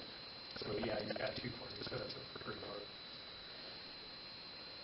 Now, if that's 12 foot wide, it would be better if he would, if we go like 15 by 20 or maybe 15 by 30, stake it down, and then that way we'd have less seams that somebody could ever catch their foot on or something. Where we're not, this is with the price increase, I think that'll be for this month. If we want to get details from him based on how high it is, or maybe even change it a little bit, we sure can. Because when I seen you had a headline of the 28th on the pricing. So what was the price? $4,941.86. And 200 of it was labor, so it's basically $4,700 roughly. Well, he's got freight and labor of freight and labor of $450 of that. So what was the total? $49.41. Got that. Isn't there going to have to be a little bit of leveling done over there? A little bit. I mean, there's some rocks and stuff there. That's a lot of money. For a piece of carpet. I realize that $20 a square? it's important, but I guess where I kind of stand on this is, and I realize that the swim team, we need something during that time frame and stuff, but you're talking 3 events a year. You do have some kids that traffic through there. I don't know if there'd be a way to close that off to where you couldn't travel through there during the swim season, other than for major events. That's a lot of money. So the reason we moved from the concrete is there's a water line there. So I guess that was probably 18 or 20,000. And I'm not trying to say this is better because you're going to do this every, I don't know how many years, unless you pick it up. Maybe you could get more out of it. I guess my take on it right now is it's cosmetic stuff, and we've got other projects where the money can be spent better. That's where I'm at. And don't get me wrong, because I was one of the big persons that was saying we need to get something done there. I just... So it is Access strictly across cosmetic? there is easy. Them making it look decent is, I think, probably So we don't the want to issue. rock it. Putting that much Huh? in. We don't want to rock it. You end up with rocks in the pool. We had talked about that, but it's just not feasible.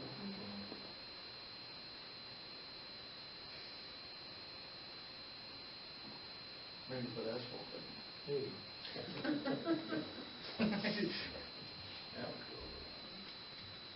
What's everybody thinking? Just table it for now? Probably. Think about it? Yeah. Larry, what do you say? It is quite a bit of money for, Well, I agree with JR. I don't see any point in It's not doing it this gonna year. last. We've got one meet left. After that, you got the regionals, and is there another? Oh, yeah, There is another one. right? There's a huge meet coming up in July. well, why do they even have to use it at all? Well, they set up, sometimes they'll set concession people up in that corner on the, it'd be the northeast corner. Like, I know Majestic has gone there and done stuff, and different times they may do hamburgers, hot dogs, that kind But of stuff. spectators go on the south Spectators side, just they go on the all south go side. there, and that's the... It's just a walkthrough to get to the other side. Around the house. They shut some But- tents there and stuff. And I guess we'd have to clear it with the school. But I guess my thought would be is instead of using that corner, if they're gonna do concessions, why don't they use a corner on the school? On the school. Right next to where you come into the school or the pool area. Yeah. Let's table it and think about it, I think that's... It's not a bad idea. Yeah. I was just so glad we come up with something other than concrete, just because of that Yeah, access to well- that water line, but, you know, if it's not that important, I don't... It wasn't real pretty, but it served a purpose, what was done. And even, like I said, you're talking 2, maybe 3 times a year where you really need that. Right. If there's a reason to be over there. Yeah. Yeah. Well, let's table for right now.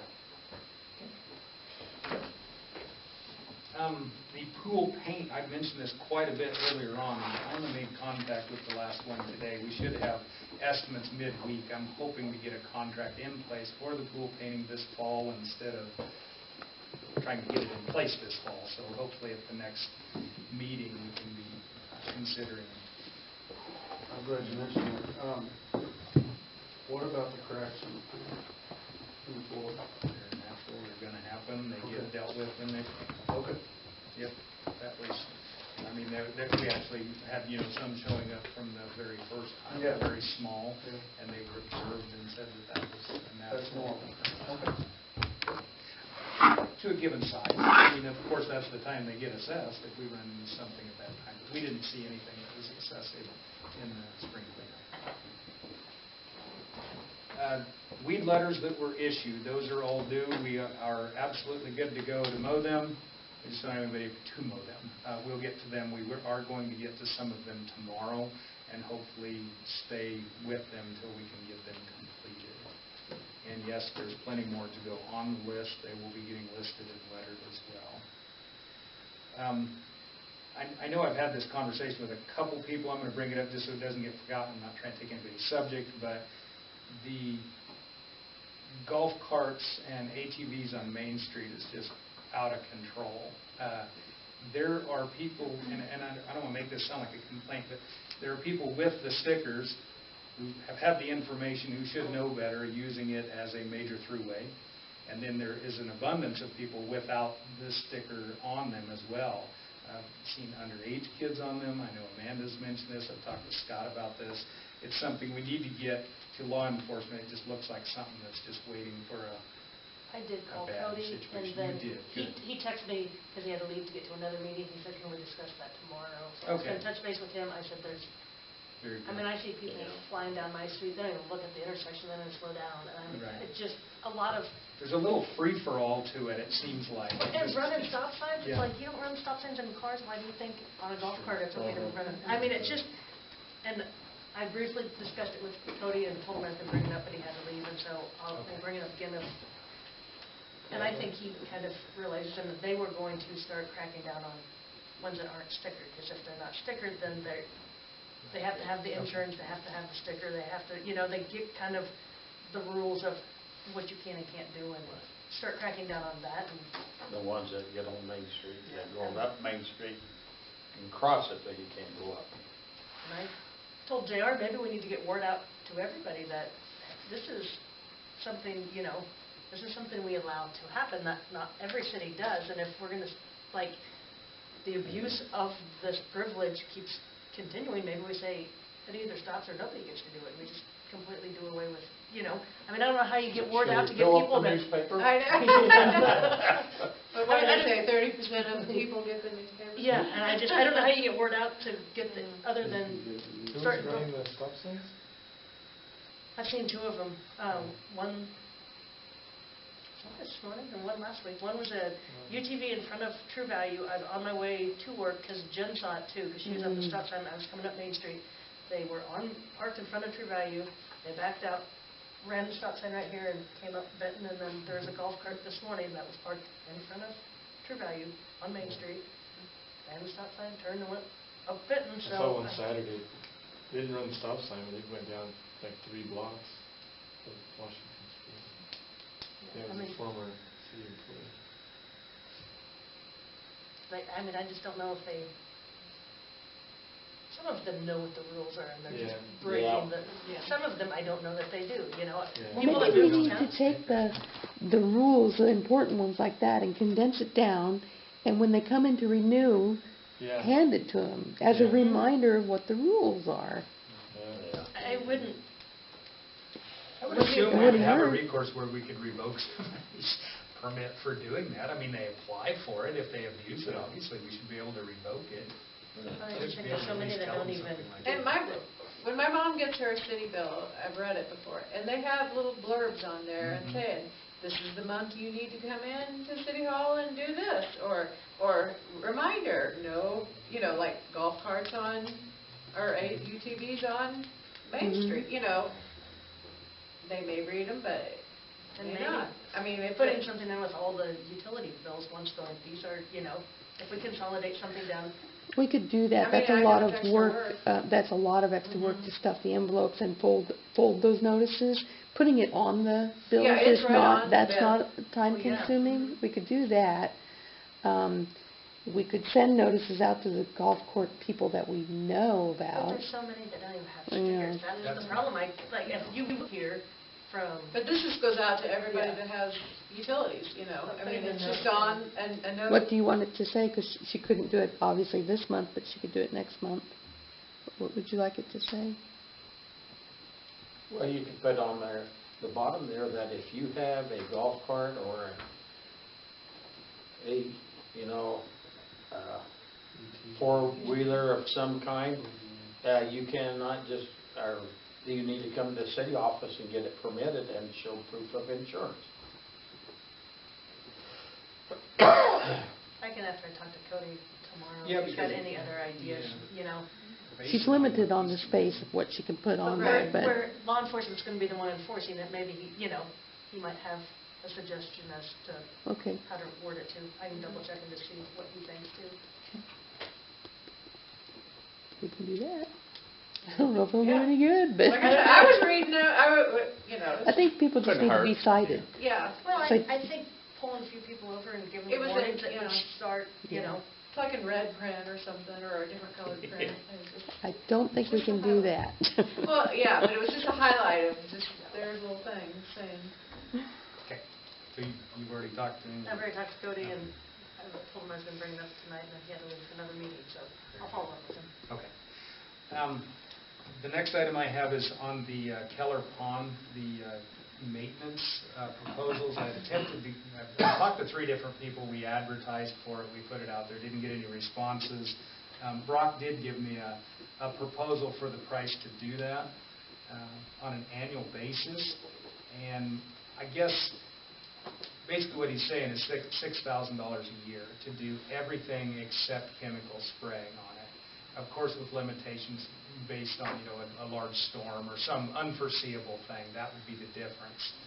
I know it's been indicated in the past that there was money possibly from the Keller family directly to compensate the city for doing this. So I'd like to address this in a way that we could move forward with it, but with a contingency on, 1, that money be available to reimburse the city, and 2, that this be put in front of the Keller board with the understanding of what the terms and what will be done, and then we could go ahead with it. So the money and the clearing of the ones who actually work on the improvements and or the maintenance or lack thereof at the Keller Pond. So I guess contingent on those 2 things, I would suggest the city accept his. What about the mowing? You take care of all that too? I wasn't aware of that. Basically, he's got don't let me step on your feet, but basically he's got somebody that works for Brock that is more than interested to do this. And the reason I wanted to go, have it understood what this is at the board, and we may actually want to have a contract written up, honestly, because what he did is he gave me the price of it, and he put down mowing, watering trees, keeping trail clear of natural debris at Keller Pond. Well, we went through a lot more discussion on this thing, and I just wouldn't want to agree to this compensation, I guess, until there's a clear understanding of what, the expectations are. I think we've been through it, but I don't want to be the pass-through, even though we would supervise that contract. What about weed eating around certain things too? Because, like around the seats and some of the trees and places where you can't get a mower up tight against and stuff, so. Discuss. But, again, clarification, a little bit more words that point to that stuff. Good. He's comfortable because he thinks, in the wintertime, you'll do very little, and that it can be a little bit more demanding. Obviously, in some months, we talked about that, so. So this would be just contract labor for, like any of our other contracts? Yes. Okay. I'll get the clarification. Everybody okay with that, aren't we? Yeah. If we have the money, and if the board likes the proposal. I'll get a Keller Pond committee meeting set up, and I'm going to include you in our event. Have you got that worked out with Anderson with the golf cart? With what? The golf cart that wants to go on the trail and clean up and stuff? I tried calling them 3 different times. Haven't gotten any kind of response. She wanted, last message I got from Lila was that she wanted to know when her next Keller Pond committee was, but I haven't heard a word. Nothing. Our only take on that is to allow them to unhook it, go in, but we're not going to do we can't do any special access road or anything like that. No. It's got to be, you can get there. Okay. We should probably have a motion on that to accept that with those contingencies, I would think, if they into it in agreement. Okay. Do I hear a motion to approve the $6,000 in the work out there? Second. Okay. Moved by Amanda, second by David. All in favor? Approved. Naturally with the contingencies. Right. Discussed, Contingency that okay. you. Okay. Basically, you get you and Dave and me, Cody, and Tom. Yep. Very good.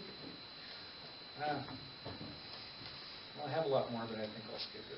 I'm kidding. I'm done. Okay, do you hear a motion to accept and file the superintendent report? Nope. We want to hear all the other stuff you have. Come on. Okay. Larry, you made the motion, and Cale with a nope, seconded. All in favor? It's getting weird. Yeah, it's getting late. Too What late. happened? We're all asleep. Attorney report. I have everything I have. The only thing, we discovered a hiccup in our billing software, so our May statement did not go out. So the statement that will be coming at the beginning of July will be for May and June. I don't know why it didn't process and pull, but that will be for the review of the street project contract, which was that 239-page behemoth. I guess I just wanted to say to the council, because it comes when you review it, you just have the amount. Lila will show it on the bill. I have given a fairly significant professional courtesy discount because it was a lot of work to go through that contract, and it took a lot of time, and I just don't feel right billing my full rate for the full hours for the city, because the street project needs to be done, and so just as a professional courtesy, I've given a fairly significant discount on that. That's all I have. Okay, hear a motion to accept and file the attorney's report. Moved by Amanda, second by David. All in favor? Clerk report. I will try to be very fast. First thing that I have, it's out there on the share. Brett and Cynthia Pulling have submitted a fireworks license application. Pulling Pyros is the name of their business. I will say that they do not have a state sales tax ID right now. They've applied for one, and you can see that in their application. If you approve this license, I would recommend approving it contingent upon them providing the sales tax ID. She expects it to get it any day, but I don't think they should be allowed to sell without it. I have to, just so you guys know, I have to report to the state all of the places that are licensed in town with their information and their sales tax ID. The state does track that. Okay, so do I hear a motion to approve this on the contingent that they come up with the sales tax number? Moved by David. Second by Cale. All in favor? Approved. The shuttered venue operator grant for the theater, I did get that submitted on June 1st. I got an update on Friday that they've received approximately 14,000 applications and they are being reviewed. So don't know where that's going. American Rescue Plan, we're in the process of trying to, I have to apply for that even though it's money that we're going to get, but there's an application process. The portal's being worked on, but the amount that we are going to get, they are telling me, is $196,004.93. We'll get half of that in July, sometime in July, and the other half will be next year. Still a lot of questions about what the funds can be used for. They're telling us at the League not to get in a big hurry because they feel like the Treasury may open up additional guidance that perhaps other infrastructure things could be done besides the water and the sewers. So, you know, it doesn't have to be spent right away. Not to get in a big hurry and use it wisely. So, got some more webinars on that coming up. Ward Electric did provide a performance bond like the auditors requested for this year's work. They will be passing the cost of that on to the city, and that was $2,880. They had to have it, so they went ahead and got it for us, and we'll be billed for that. The LMI surveys, I got about maybe a 50% response, 51% response from the first mailing, but we're only at 32% LMI based on the responses received. So I sent out another mailing today to the ones who hadn't responded. We'll see where we're at in a couple of weeks after that. It is very likely that we'll need to go door to door. And what I'd like to do is when we get to that point, depending on how many doors we need to go to, is bring the list here and present it to you guys, and maybe some of them are your neighbors that you would feel comfortable going to and approaching. And then we'll just kind of go from there. That's what we had to do last time, was the door-to-door thing to get to where we needed to be. So I got a couple vacuums I need to sell anyway. Well, there you go. two for one deal. Actually, a lot of them were in your neighborhood, David. Was it? Yeah, most. In fact, I think I sent you a second letter. Yeah. And I think I sent you a second letter. It's on my desk still. I was sitting here thinking, I'm sure I'm going to get that second letter. So. Thanks for outing me. Here, yeah, sure.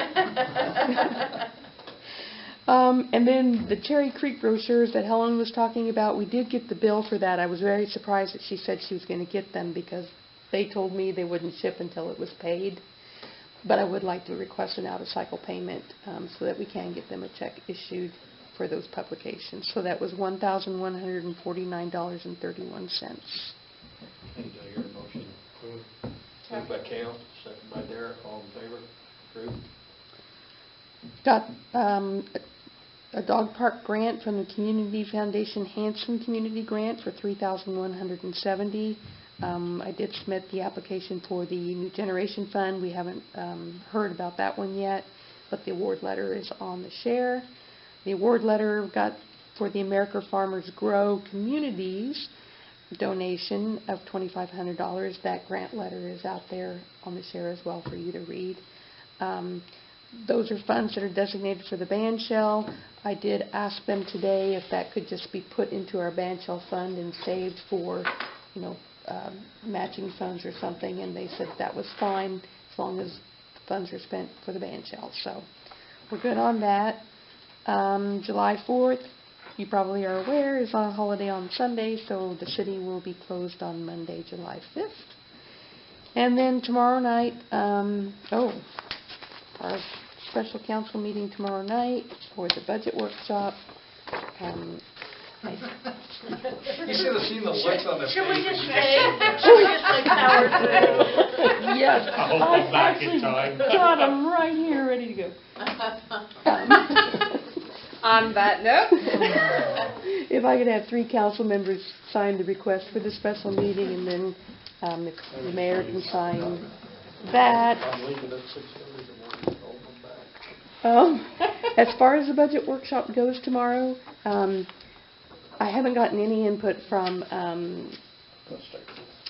Danielle, who's doing our budget, helping with the budget.